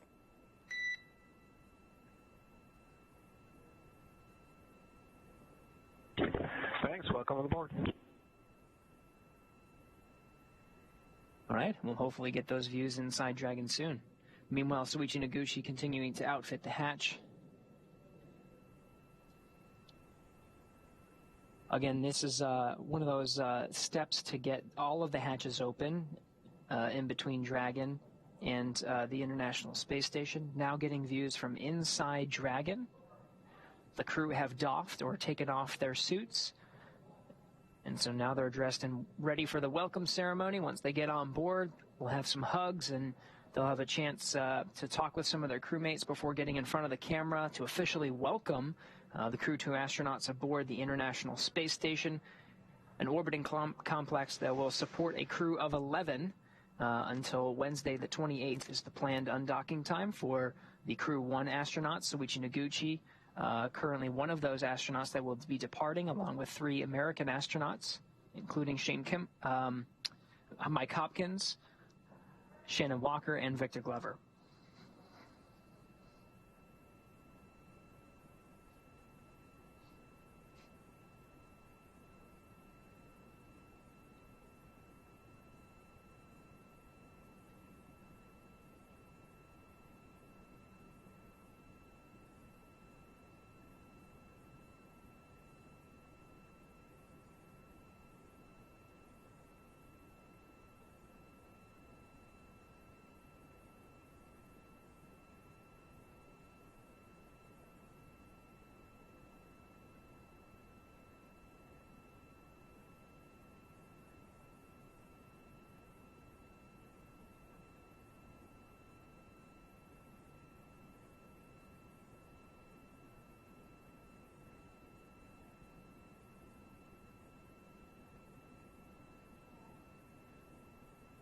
All right, looks like Noguchi has that APAS hatch wrapped. You can see just above him, he used a series of padding and blankets to wrap the metal structure that is the station side hatch, and now he's inside the vestibule.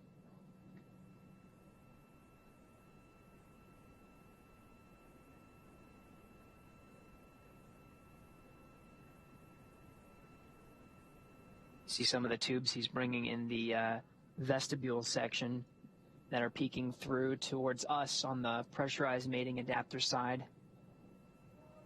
That'll allow the circulation of some of the air from the station side and remove any carbon pockets that may appear in the environment of the space station.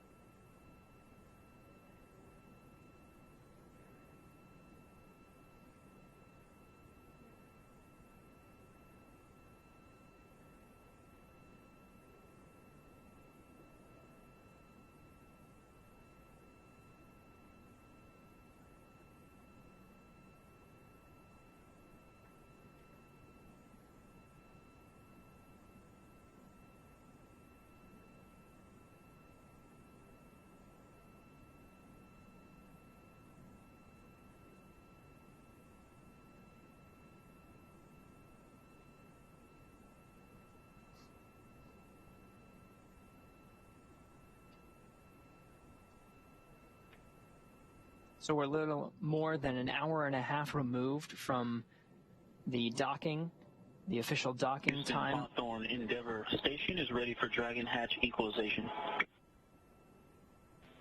Houston, copy.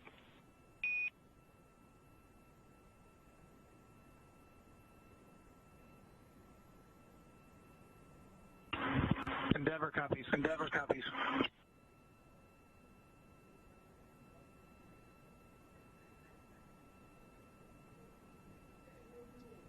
NASA astronaut Mark Van High coming in to help out. The crew on both sides getting confirmation. The next step's underway to get that other hatch open. There's one more hatch. You see the station side hatch open at the back end of the pressurized mating adapter there. There's one more hatch, the Dragon, on the Dragon side. And the crews on both ends are working through to open up that hatch and welcome the Crew-2 astronauts on board. Just going to stand by for a few minutes for pressure to equalize between the International Space Station and the Dragon hatch before go ahead and opening that final one.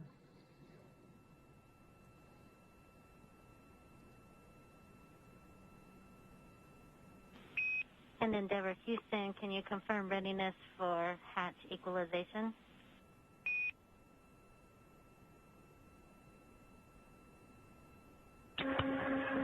Endeavour's ready. Endeavour's ready.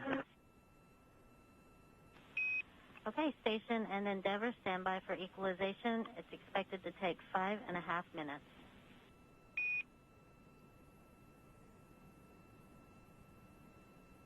station, copy. Endeavour copies. Endeavour copies.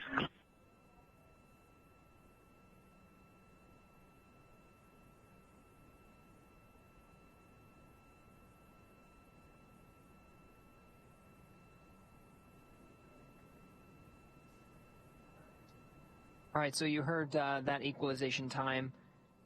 A timer is set for about 5.5 minutes to allow that pressure to equalize between the pressure inside the environment of the International Space Station and the pressure inside the Dragon. That pressure has to be equalized within both spacecraft before the Dragon hatch is open, one of the steps to open up that final hatch. So we'll just stand by as that equalization is underway. In the meantime, you can see in the pressurized mating adapter, Mark Vande Hei currently moving some stowed items around, creating a clear pathway for the Crew-2 astronauts to enter the International Space Station once they head through the hatch, being assisted by Suichi Noguchi. We've also seen Victor Glover, who was primed for monitoring Crew Dragon's approach to the International Space Station.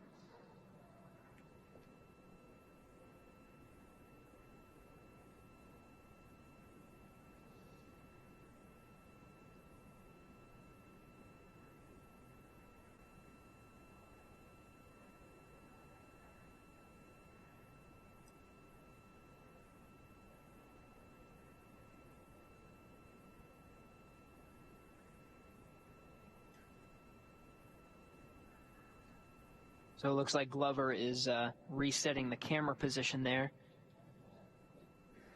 That view provided a nice angle downward into the pressurized mating adapter to see some of the activities happening for opening up the hatches.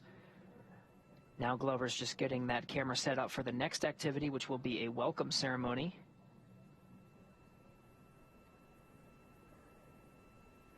Putting it in a good position to frame or allow to frame 11 astronauts to squeeze into that shot. I think that'll be an impressive feat by itself.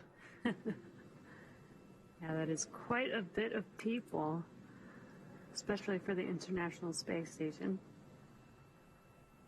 But it'll be really cool to see them all together.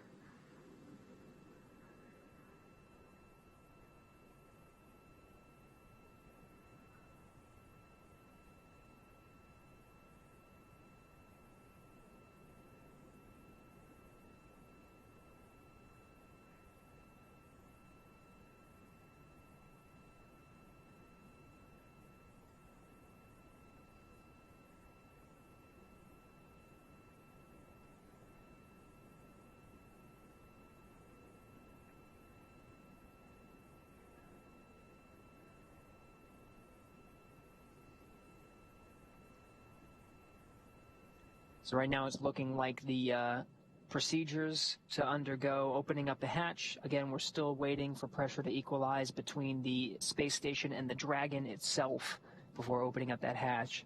But it seems like we're on a good timeline to start a welcome ceremony on time. That's expected to begin at 4:45 a.m. Pacific. Should be 7:45 a.m. Eastern.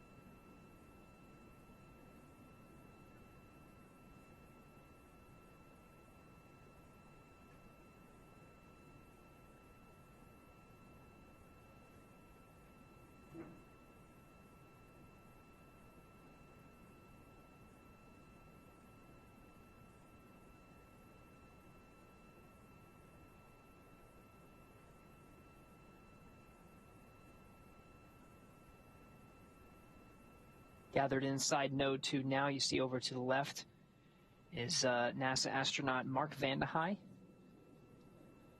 Going from left to right, we have Crew Dragon Resilience Commander Mike Hopkins, followed by Soichi Noguchi and International Space Station Commander and NASA astronaut Shannon Walker.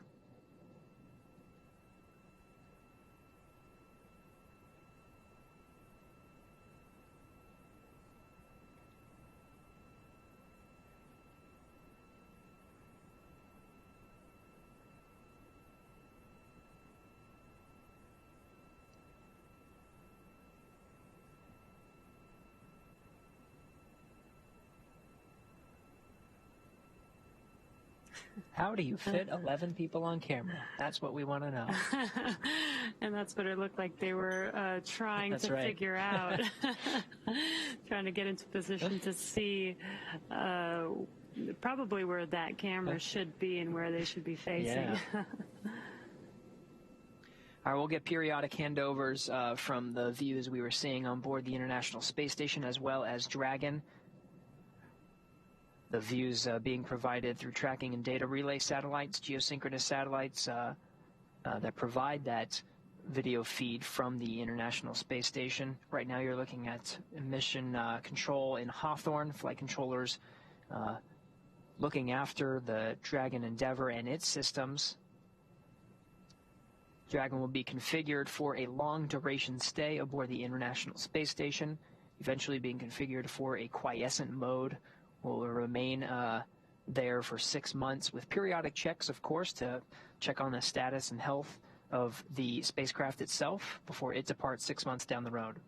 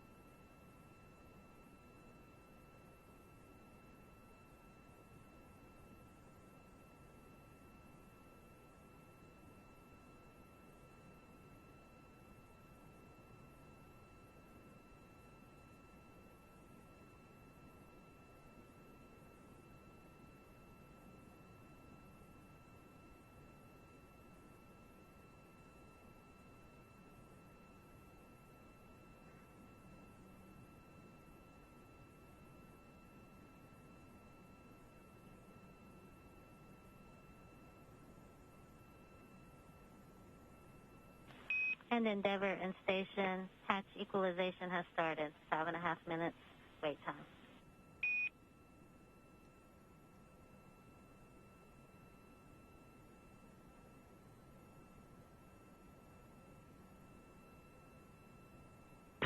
Endeavour copies. Station copies. All right, so the pressure is... The equalization process has been started between the International Space Station and Crew Dragon Endeavour. The clock starts 5.5 minutes. After that clock runs out, the teams will verify that the hatch is good to open between the Dragon and the International Space Station.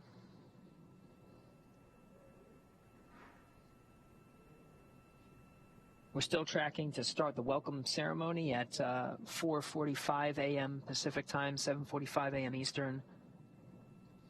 We'll hopefully get to see the crew in early, but they'll be able to do some hugs, get settled, and then get in position to start the welcome ceremony. We'll keep you up to date if that time does change, but it seems we're looking good so far for the Endeavour crew to enter into the International Space Station. It looks like we got that live view back on the International Space Station where they are preparing for the Crew-2 to ingress and getting set up for that welcome ceremony.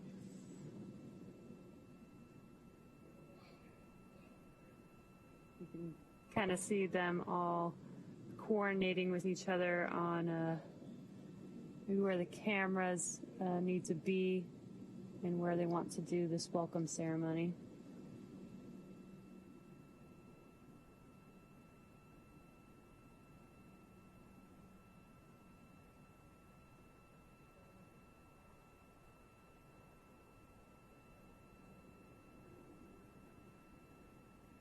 We're currently waiting for equalization of pressure between the International Space Station and Crew Dragon prior to opening that hatch on the Crew Dragon.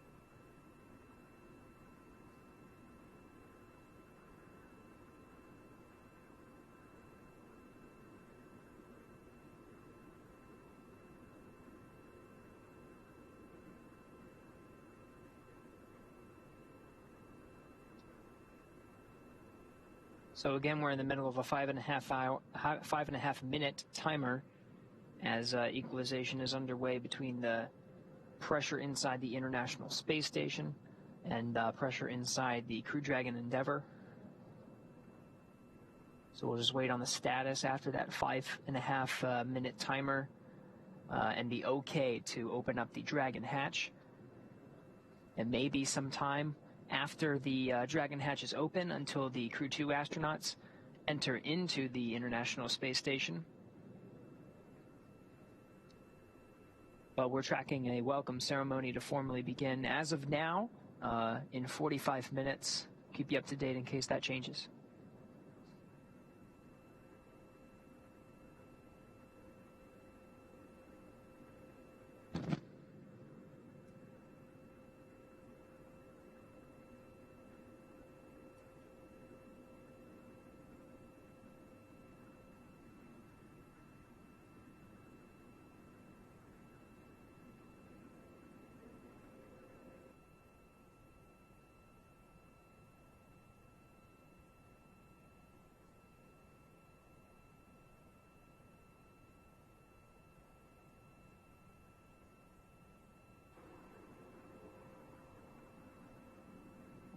Looks like we just have a different camera view on the International Space Station. That is JAXA astronaut Soichi Noguchi that you see in the frame right now.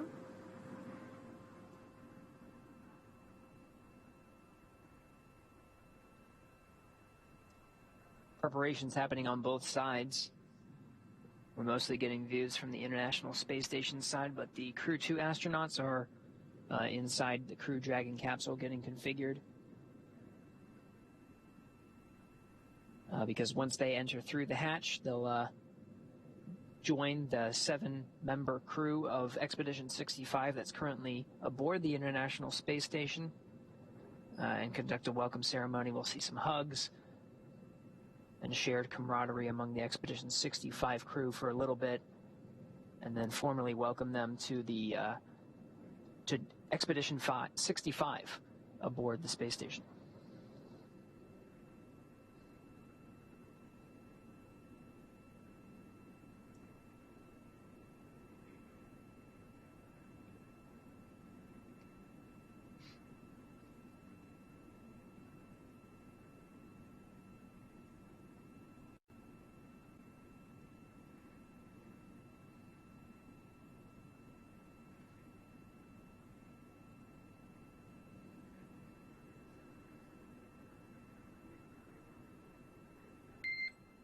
Dragon SpaceX for 4.400.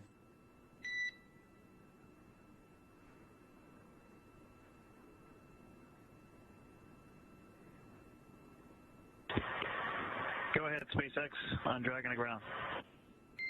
Hey Shane, just looking for confirmation of completion of Section 5 of 4.400.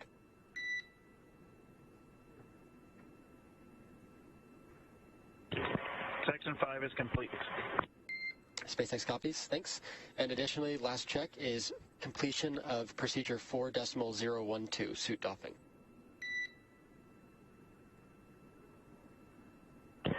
Yeah, sorry, we didn't let you know that. 4.012 is complete. Much appreciated. Thank you, Shane.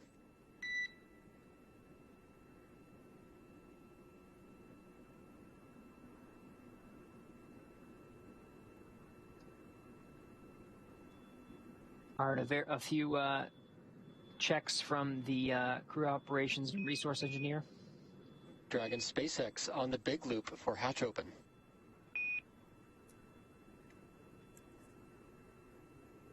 Go ahead for hatch open on the big loop.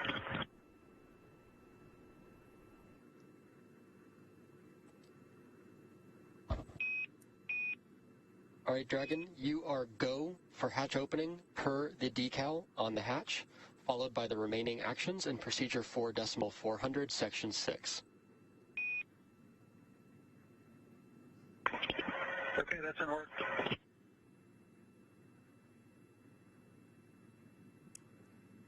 Good words that they got the go for opening the Dragon hatch.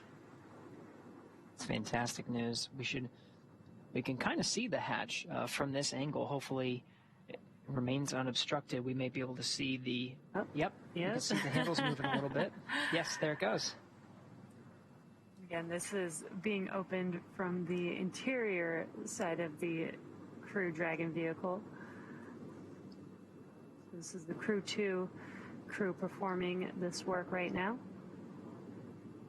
It looks like the crew on station is getting excited, peeking in. I can feel the energy for sure. All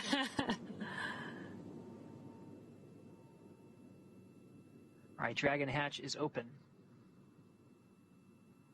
Already seeing a bunch of smiles.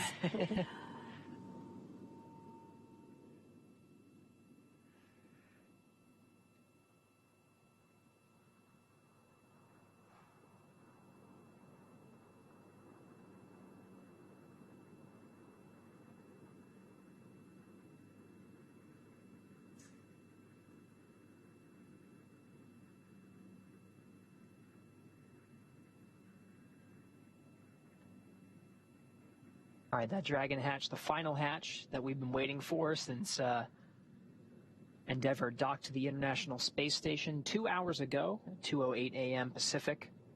4:05 a.m. Pacific is the time that Dragon hatch was open. Already seeing some smiles.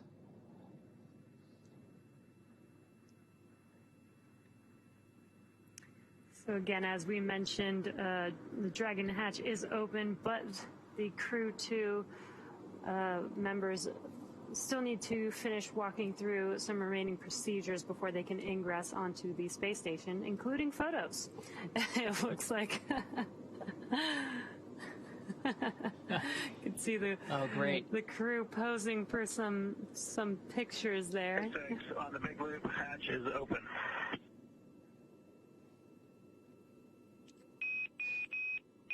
SpaceX copies on the big loop. Hatch is open. All right, again, the hatch was open at 4:05 a.m. Pacific. The space station and Dragon flying together in unison. Attached, Endeavour attached at the forward port. Those vehicles were 267 statute miles over the South Pacific to the east of New Zealand. SpaceX Endeavour 4.400 complete.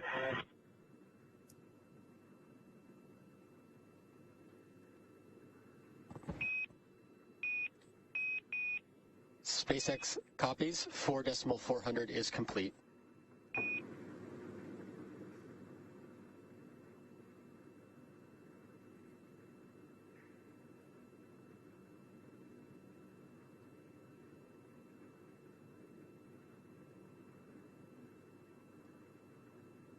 So as a reminder, even though Dragon hatch is open, it still may be a couple of minutes until the Crew Dragon Endeavour astronauts actually ingress or enter into the International Space Station to be welcomed by all of the expedition's 65 crew members currently aboard who are eagerly awaiting them to come on board their new home, the International Space Station, for the next 6 months.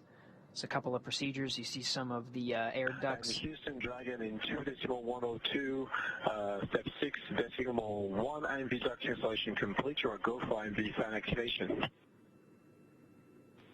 Houston copies. We'll put that in work.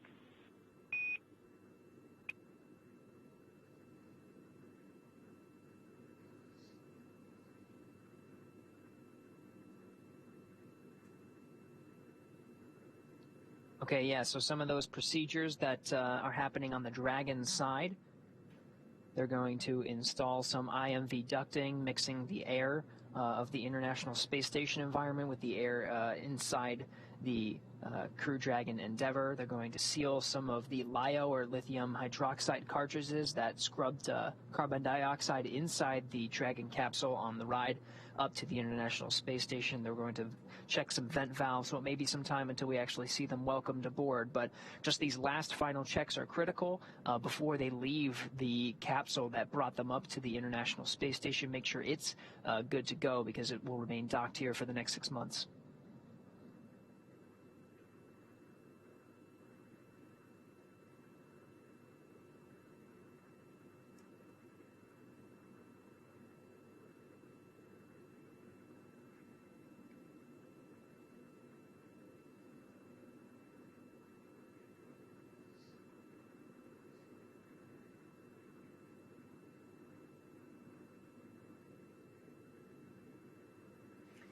Looks like the station side crew is ready, and they're just waiting for the Crew-2 crew to ingress onto the space station here in a few minutes once they finish their procedures.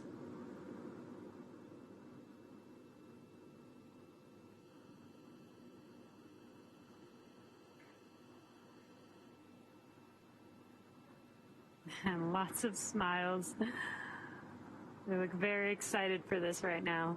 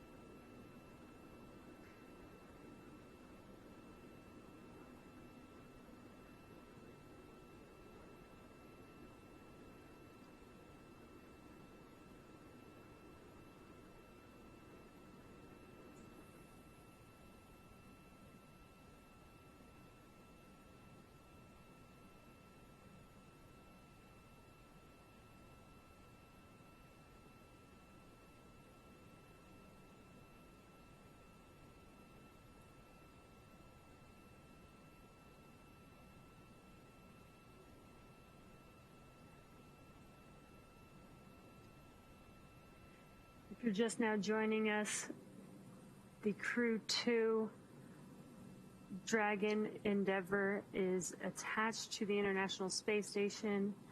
We are just eagerly awaiting the crew on board Dragon to ingress onto the space station here shortly. They're finishing their final procedures. Both the APAS hatch and the Dragon hatch are open. So we should just be a few minutes away from the Crew-2 astronauts ingressing onto the space station. –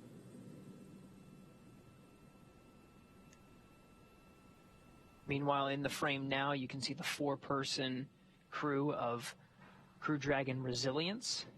From left to right, you have Victor Glover, Shannon Walker, Soichi Noguchi, and Mike Hopkins. And Soichi doing some flips for us. That's right.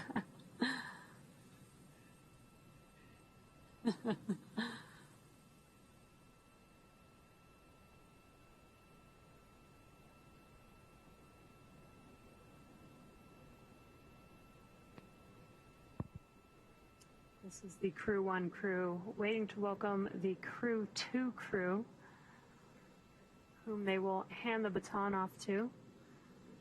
They'll spend approximately 5 days with the Crew-2 astronauts as they do a handover prior to Crew-1 coming back to Earth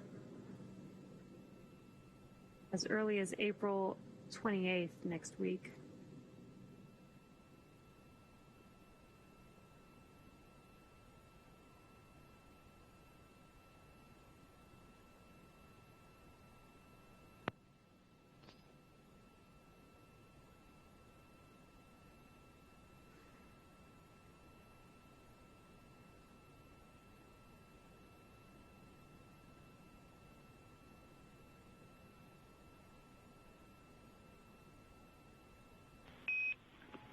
Endeavour Houston, you are go and step 6.3.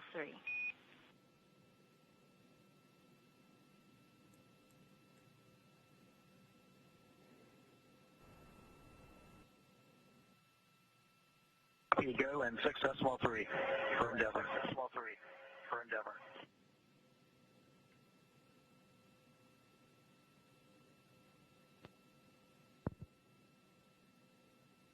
Got some communications from Houston to the Crew-2 members on board Dragon.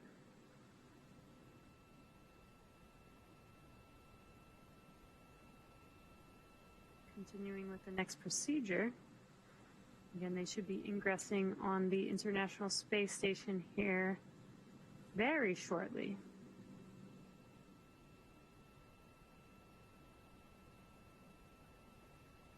Crew-1 crew hanging out on your screen there,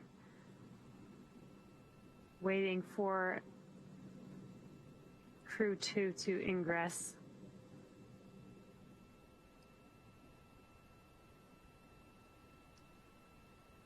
Again, all the hatches are open between the International Space Station and Dragon. The crew of Endeavour just going through some last-minute checklists to make sure that Dragon Endeavour is configured properly before they leave it, which successfully carried them from the Kennedy Space Center in Florida to the International Space Station over the course of just a little more than 23 hours. Docking with the space station earlier this morning at 2:08 a.m. Pacific.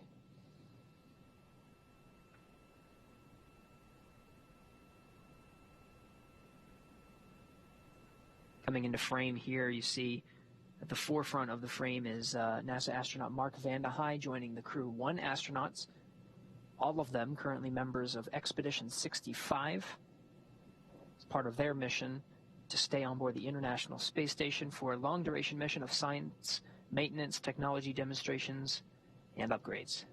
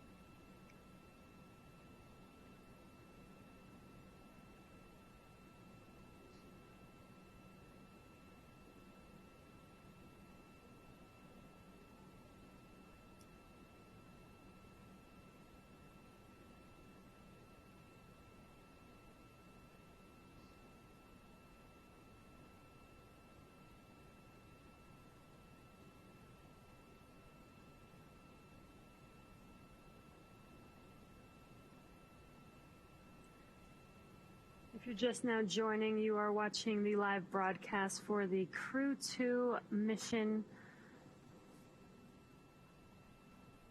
We are currently waiting upon the ingress of the Crew-2 astronauts onto the International Space Station. They have already docked. Both the A-Pass hatch and the Dragon hatch are open.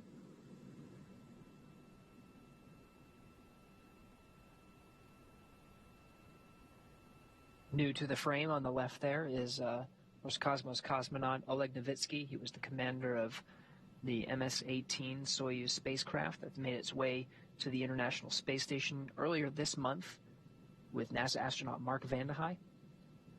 Also on board is Pyotr Dubrov, who hasn't been in front of the frame yet, but he'll be part of the welcome ceremony as part of the 11-member crew that makes up Expedition 65 currently aboard the space station.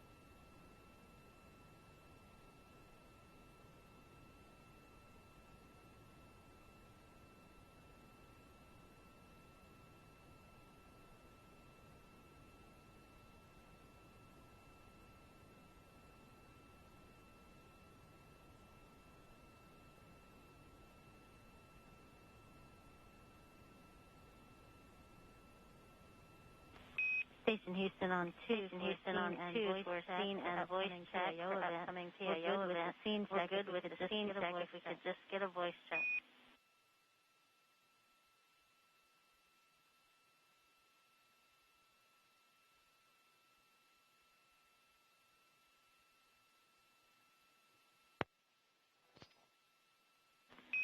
And Shannon, we are not picking up any audio.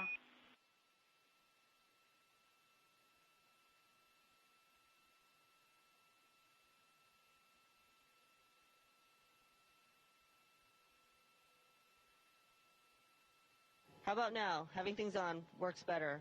1, 2, 3, 4, 5.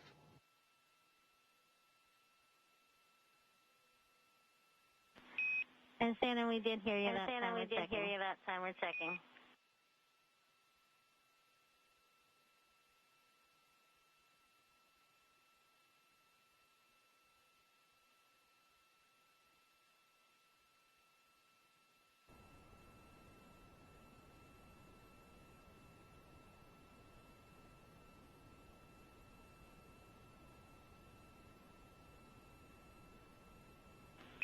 And Shannon, can you give us another long count?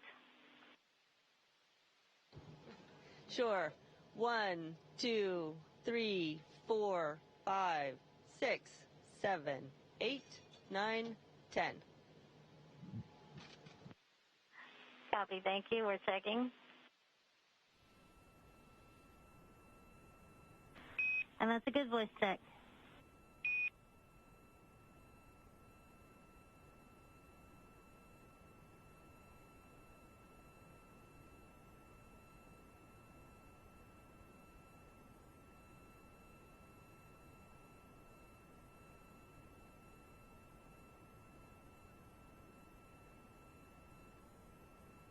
and SpaceX Endeavour on spacecraft for LIO. SpaceX is with you on space to ground for LIO. We were trying to install the LIO with the bag cover. That is LIO 1. Oh, correction.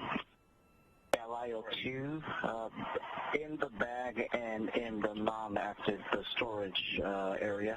And while we were pushing in, it tore the bag and it cut that bag pretty big. Would you like us to proceed with this or go without the bag?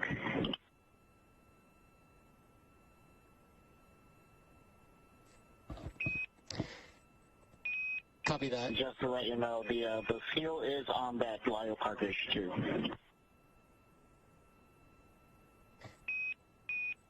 Copy that, Dragon. Just to read back, there's a tear in the LIO bag as a result of trying to insert into the LIO slot. Stand by, we're going to get you some forward actions. Okay, copy. And we do have a camera pointing at it right now. It's a cargo camera. Copy that, we see it, thanks.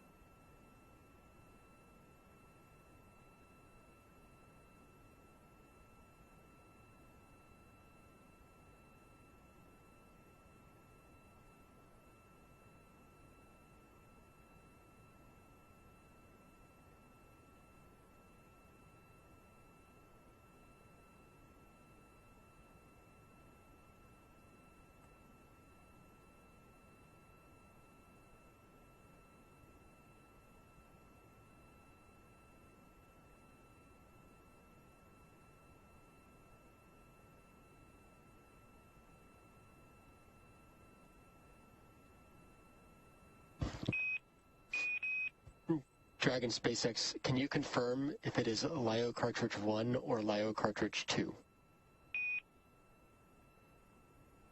Yeah, the LIO cartridge 2 is in the bag. LIO cartridge 1 is secured in the active location with the seal on. Copy that. Stand by 1.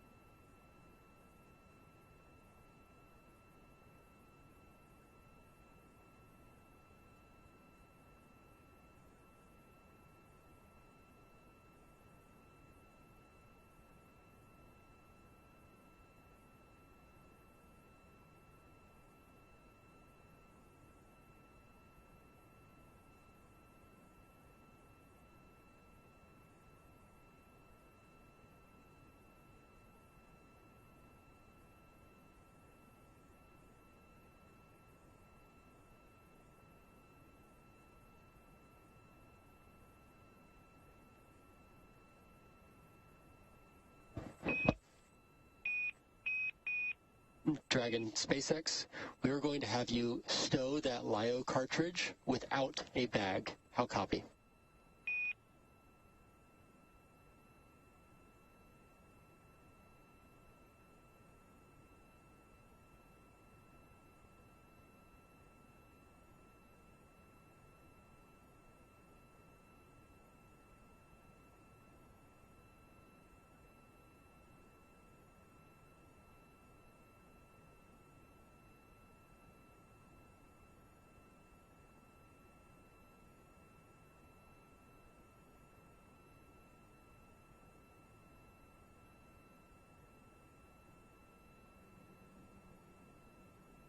All right, for those of you joining, we're in a handover period with some of the tracking and data relay satellites, geosynchronous satellites that provide the video feeds we were seeing and enjoying from the International Space Station as we eagerly await the Crew inside Endeavour to enter into the International Space Station. The Expedition 65 crew members, all 7 of them gathered inside of the station on the other end of the Dragon's hatch, eagerly awaiting for them to get inside.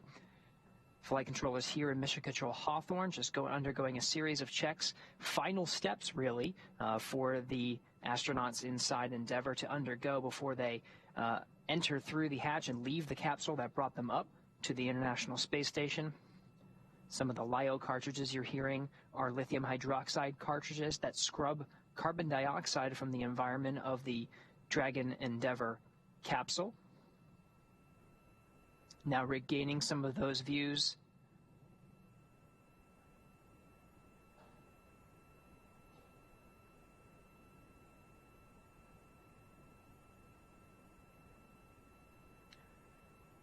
Once the 4-person crew of Endeavour comes onto the International Space Station, there will officially be 11 crew members on board as part of Expedition 65.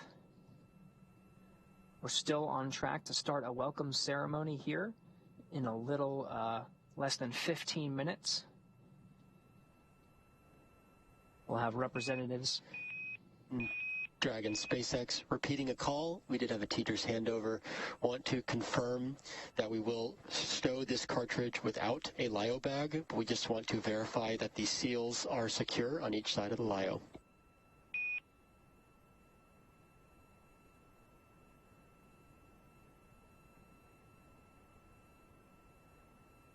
And just to verify, seals are secure on both LiO cartridges 1 and 2.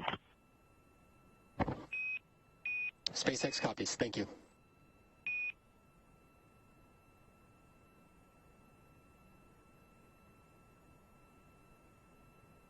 And SpaceX, please let us know what to do with the bag itself.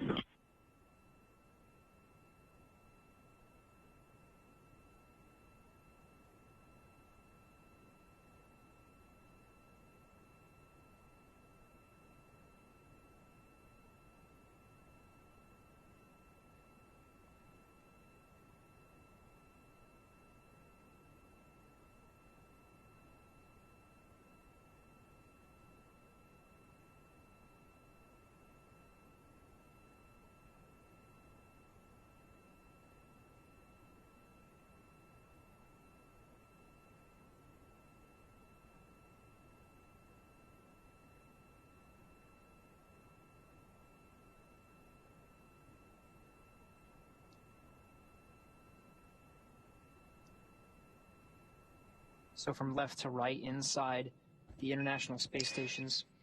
Dragon, SpaceX copies. We do want to save this bag so we can look at the RIP in the future. Stand by. We're going to get you words on where to store it.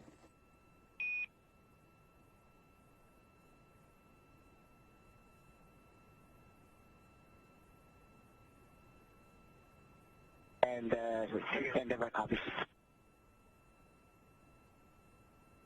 Crew of Endeavour still working through those last-minute procedures. Again, LiO cartridges are lithium hydroxide cartridges that scrub carbon dioxide from the environment of inside Crew Dragon Endeavour. You're getting live views from the International Space Station side. From left to right, we have Roscosmos cosmonaut Oleg Novitsky, followed by International Space Station commander and NASA astronaut Shannon Walker. coming down from the... Wire bag. Sorry, could you repeat where to stow that bag?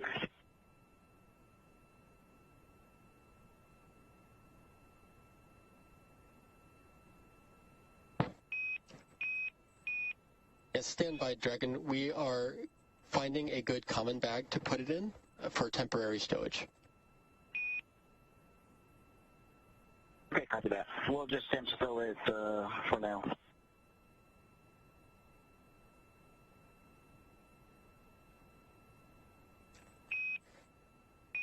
Copy, Dragon. If possible, we can also put it in a trash bag in location 17. That would be bag 111.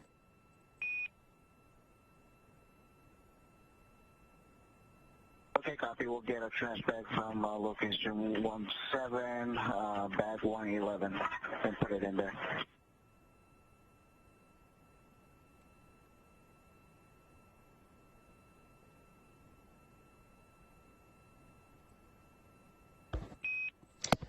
Good copy. That is bag 111, and that is actually location 18.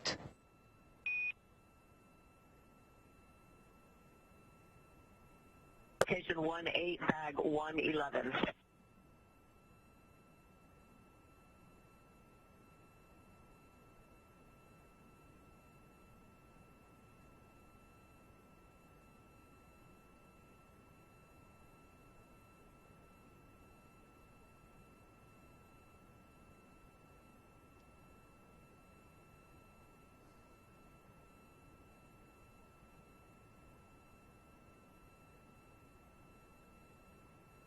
In this frame, all 7 crew members of Expedition 65 currently on board the station gathered to welcome the Crew-2 astronauts aboard Endeavour.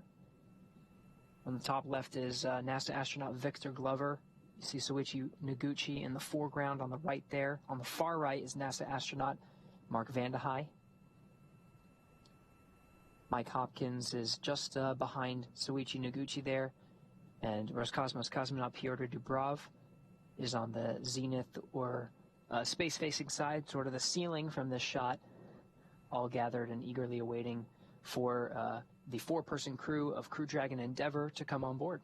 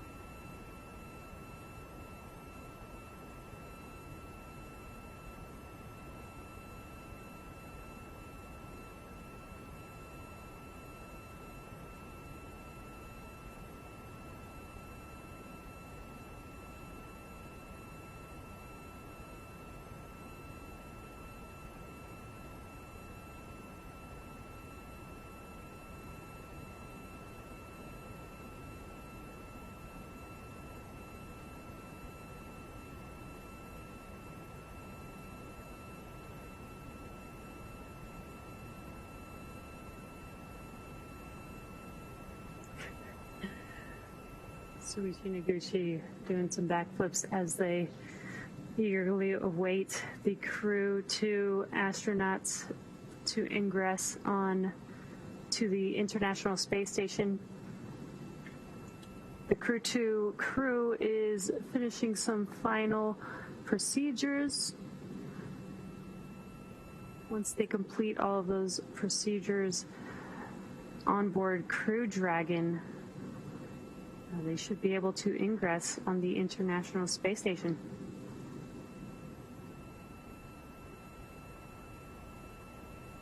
And once they ingress, there will be some welcoming hugs and smiles, and then we will have an official welcome ceremony. It's been a long journey for the 4-person crew of Endeavour. It took them 23 hours to make their way to dock to the International Space Station earlier this morning. That docking time at 2:08 a.m. Pacific. The Dragon hatch was opened at 4:05 a.m. Pacific. We're counting down to the Endeavour astronauts to enter into the International Space Station, and we'll begin a formal welcome ceremony to officially welcome Endeavour to the International Space Station, and we'll have representatives from the space agencies of the crew on board Endeavour, including NASA and the European Space Agency and the Japan Aerospace Exploration Agency, chiming in to congratulate the Crew-2 astronauts and the support teams that helped to get them to the orbiting laboratory today.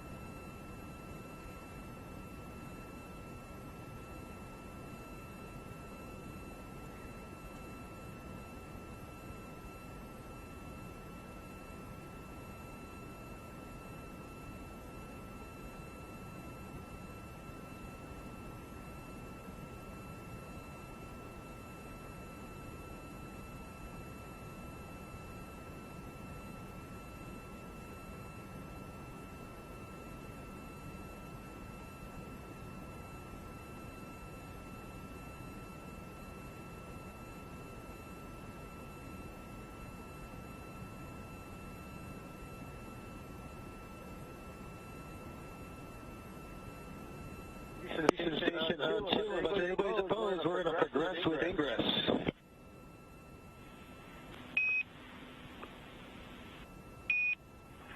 Endeavour, welcome aboard. You are go to ingress.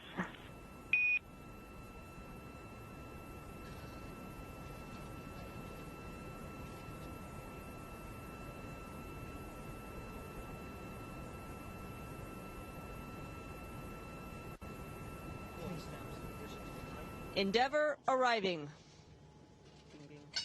We got some confirmation that the crew is go for ingress, and you can see Aki is the first to ingress onto the International Space Station. And Gwyn. And Gwyn. Followed by Thomas Pesquet from the European Space Agency. Lots of hugs and smiles right now. Pilot Megan McArthur of Crew-2 is next, being welcomed by the Expedition 65 crew members, and Shane Kimbrough bringing up the rear.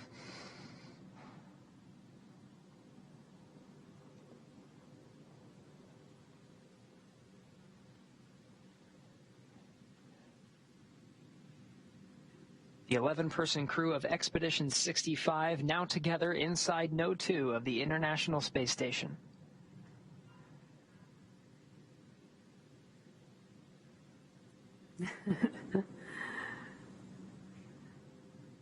Though we can't even hear audio in there, you could really feel the excitement just by the looks on their faces, the hugs that they're giving. Now they're getting ready for this official welcome ceremony. You can see them getting into position. Let the Tetris game of fitting 11 crew members into a single frame begin. Right.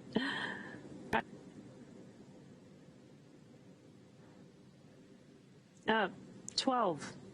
Gwyn. Oh, that's right.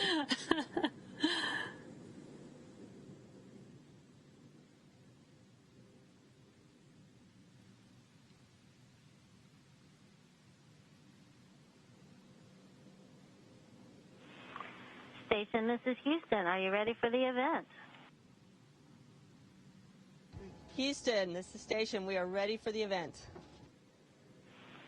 Mr. Jersick, please call Station for voice check.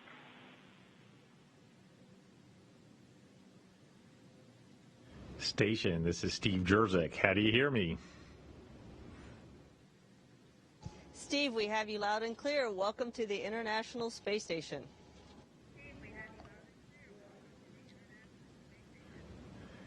Hey, man, it is awesome to see the 11 of you on station. It's incredible. Congratulations, Crew-2 on an amazing launch yesterday.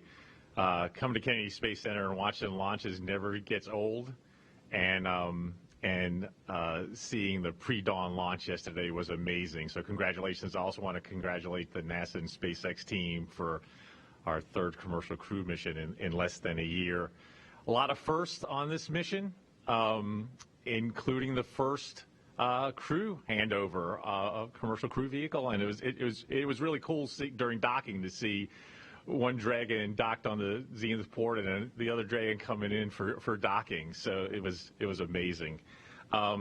April has been an amazing month and a really busy month for ISS, with Mark, Pieter, and Oleg launching to ISS. Kate and her Russian colleagues coming back. Crew-2 there, and now preparing for Crew-1 to come back. And I am really excited for all the research, technology development that is going to be able to be enabled on station with these regular crew rotations and having 4 crew up there consistently. It's not only important for advancing research technology development to benefit folks here on Earth, but also to prepare for Artemis and our return to the moon, and eventually are preparing for human missions to Mars. So it's just an incredibly exciting time for ISS. Shane, Megan, Aki, and Thomas, we thank Tomas. We thank you for everything you do for the agency, the country, and the world, and we look forward to an amazing expedition. Crew-1, you guys have had an amazing 6 months. Mike, Victor, Shannon, and Suichi, I've followed what you've done to upgrade the station and all the research and technology you've been able to accomplish. And just want to congratulate you on an amazing expedition. And we look forward to your return next week. So again, I'm just really excited for this new era for ISS and all that you all have and will be able to accomplish. So thank you. Thank you, Steve. It is very exciting to have Crew-2 with us today, and so I'm not going to take up any time here. I'm just going to hand it over so we can get their thoughts. Thanks, Shannon. Thanks, Steve. And on behalf of Crew-2, we are just so excited to be here. I'm very excited to be here. In some ways, it's been a long journey. In other ways, it's been a pretty quick one-year assignment flow. So it's taken a tremendous amount of work from a lot of different teams to get us here. We, of course, have our excellent training team at Johnson Space Center, also an outstanding training team from Hawthorne, and the entire ISS program and commercial crew program working together to get us here, of course, as well as along with our international partners. We're just really excited to be here and be part of this historic mission with the 2 Dragons on board. First reuse of a capsule, first reuse of a booster. It's just a tremendous achievement on behalf of our partner SpaceX. So I want to congratulate and thank them. And we're so excited to be here. We're ready to get to work. There's a lot of great science that I know we're going to be doing, and we're just excited to learn and get started. So thank you.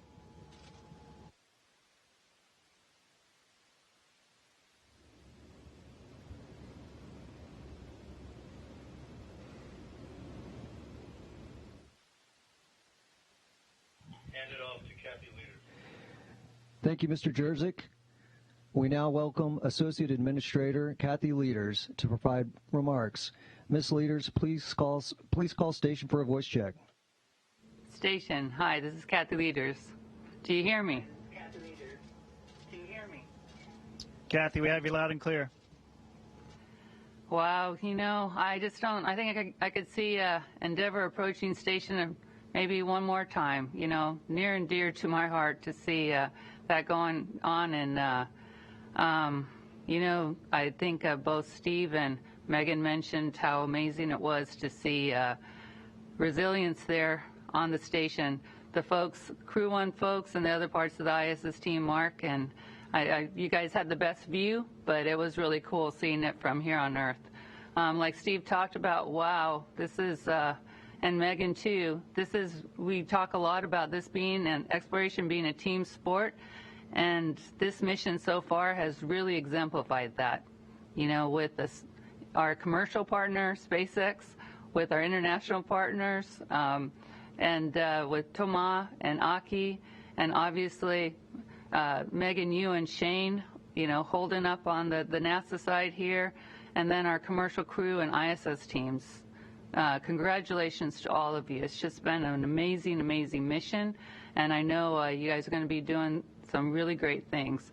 I've been here watching the folks here on station waiting for you, and I know you guys will be having a lot of fun together over this direct handover period, and with all of you on board, it's going to be a lot of fun for you, and getting ready for Crew 1 to come home. So I just wanted to really, from the bottom of my heart, say thank you. Thanks to all of you. Thanks to the whole team, the international, the commercial, you folks there on the space station now today safely, and looking forward to, like Steve said, seeing your accomplishments over the next 6 months.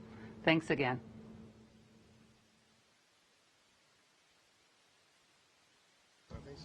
Thank you, Kathy. Really appreciate your support. Thank you, Ms. Leaders. We now welcome JAXA President Dr. Yamakawa Hiroshi. Dr. Yamakawa, please call station for a voice check. Station, this is Yamakawa Hiroshi from Tsukuba. How do you hear me? Dr. Yamakawa, we hear you loud and clear.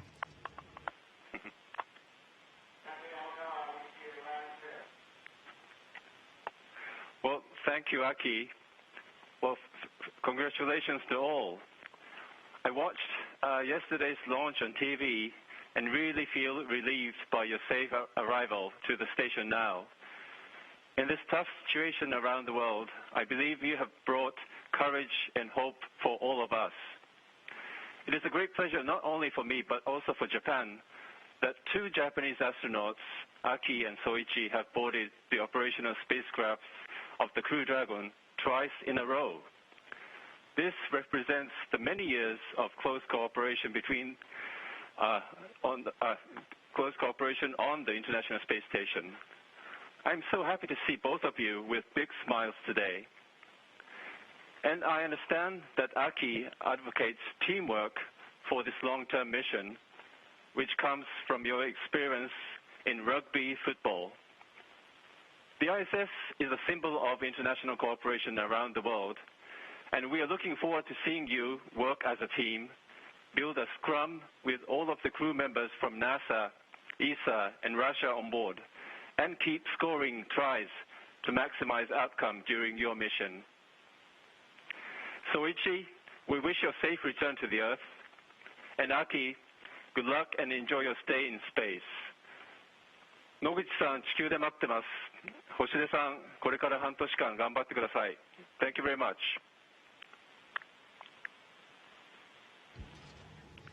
Thank you very much. It's an honor to be part of this team.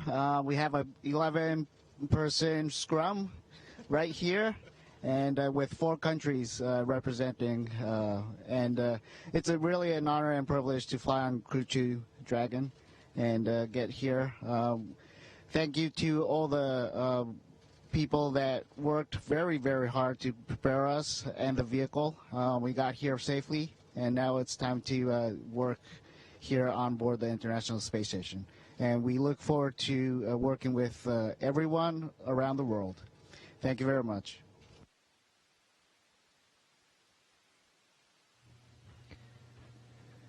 Thank you, Dr. Yamakawa. We now welcome ESA Director General Joseph Ashbacher. Dr. Ashbacher, please call station for a voice check. Station, this is Joseph Ashbacher.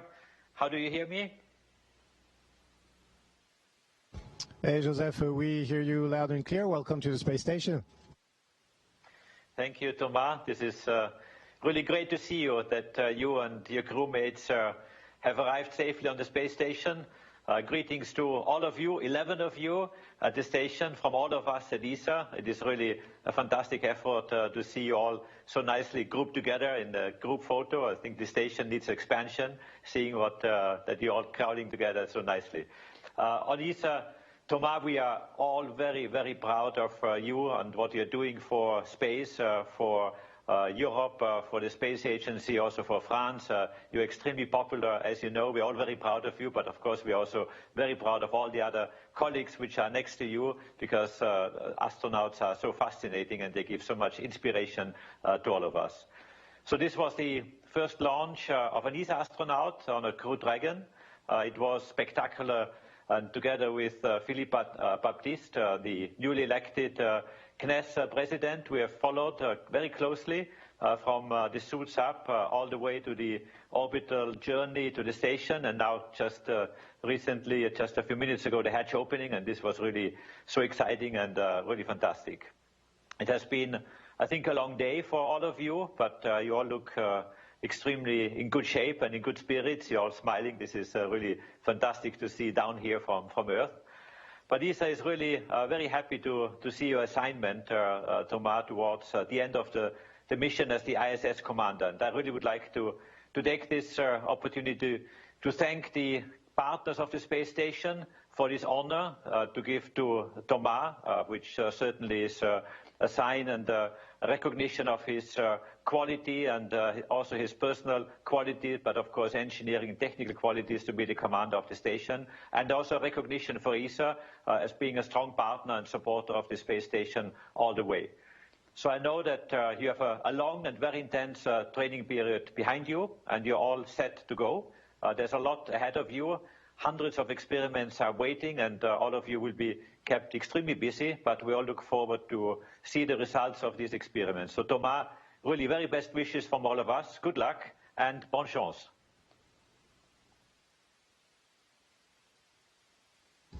Hey, thanks, Joseph. It's really unbelievable to be here on Space Station. Space Station has changed quite a bit since last time I was here. I've never seen so many astronauts on board.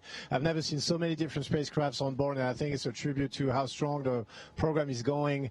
I want to echo what Megan has said. It took a lot of effort from all kinds of people, from the highest manager to all kinds of support persons to bring us here. So we want to thank all of them.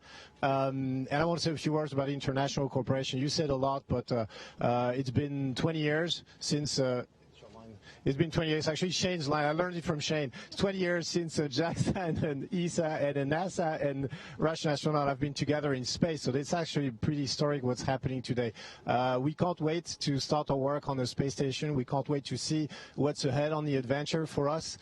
In those 5 months, we're so happy to see our friends. We're going to have to say goodbye to them soon. We wish we could keep them a little bit longer, but not too long as well, because 11 people is a lot on space station.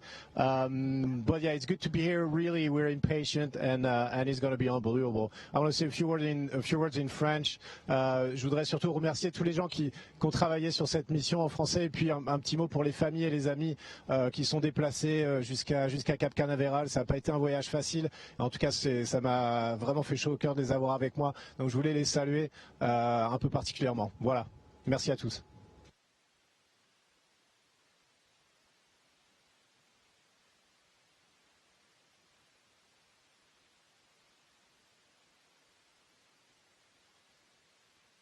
All right, go ahead and... Station, this is Houston ACR. That concludes the event. Thank you. Thank you, Acting Administrator Jersic, Associate Administrator Leaders, Dr. Yamakawa, and Dr. Oshbacher for your participation in the Crew-2 welcome ceremony. Station, we are now resuming operational audio communications.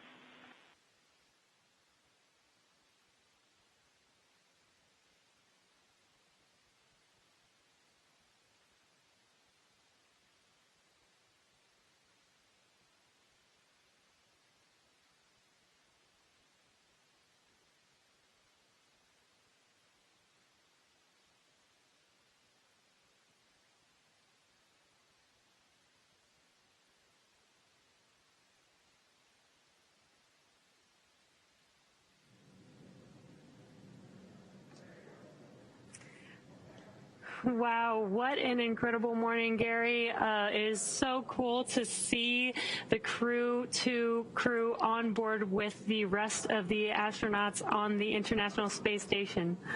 That's right. They were welcomed by leaders from each of the space agencies that represent the cadre that is the Crew-2 astronauts aboard Crew Dragon Endeavour. We first heard from Steve Jerzik, who's the acting administrator of NASA, based at NASA headquarters. We also then heard from Kathy Leaders, who's the associate administrator for Human Exploration and Operations Mission Directorate at NASA headquarters. Then we got to hear from the president of the Japan Aerospace Exploration Agency, Hiroshi Yamakawa, and Joseph Aschbacher wrapping up the comments as the Director General from the European Space Agency, each of them chiming in and talking about just what it took to get to this moment with 4 astronauts on board, 4 additional astronauts on board, I should say. An 11-person crew now makes up Expedition 65. Yeah, it's been an incredible 24-plus hours for this Crew-2 mission. This was NASA's SpaceX Crew-2 mission, and we have been with you all from the beginning, starting up with suit-up of the astronauts in the suit-up room at the ONC building, following the crew on the NASA Causeway in their Teslas as they made their way to the launch pad, go up the fixed service structure and ingressed on Crew Dragon Endeavour.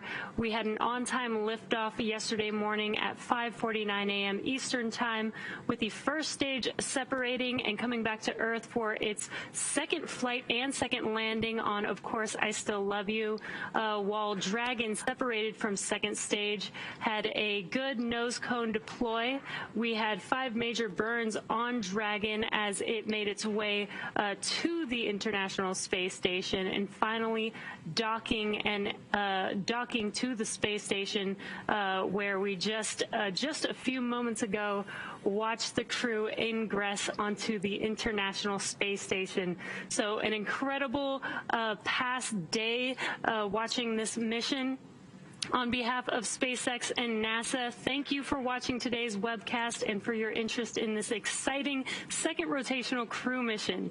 Now that Dragon Endeavour has reached the International Space Station, it will spend approximately 6 months docked there until it's time for Crew-2 to return home via a splashdown in the Atlantic Ocean. And now that Crew-2 has arrived, we're less than a week away from the return of Crew-1. We'll be taking you along as Mike Hopkins, Victor Glover, Shannon Walker, and Soichi Noguchi return home after their long-duration stay aboard the station.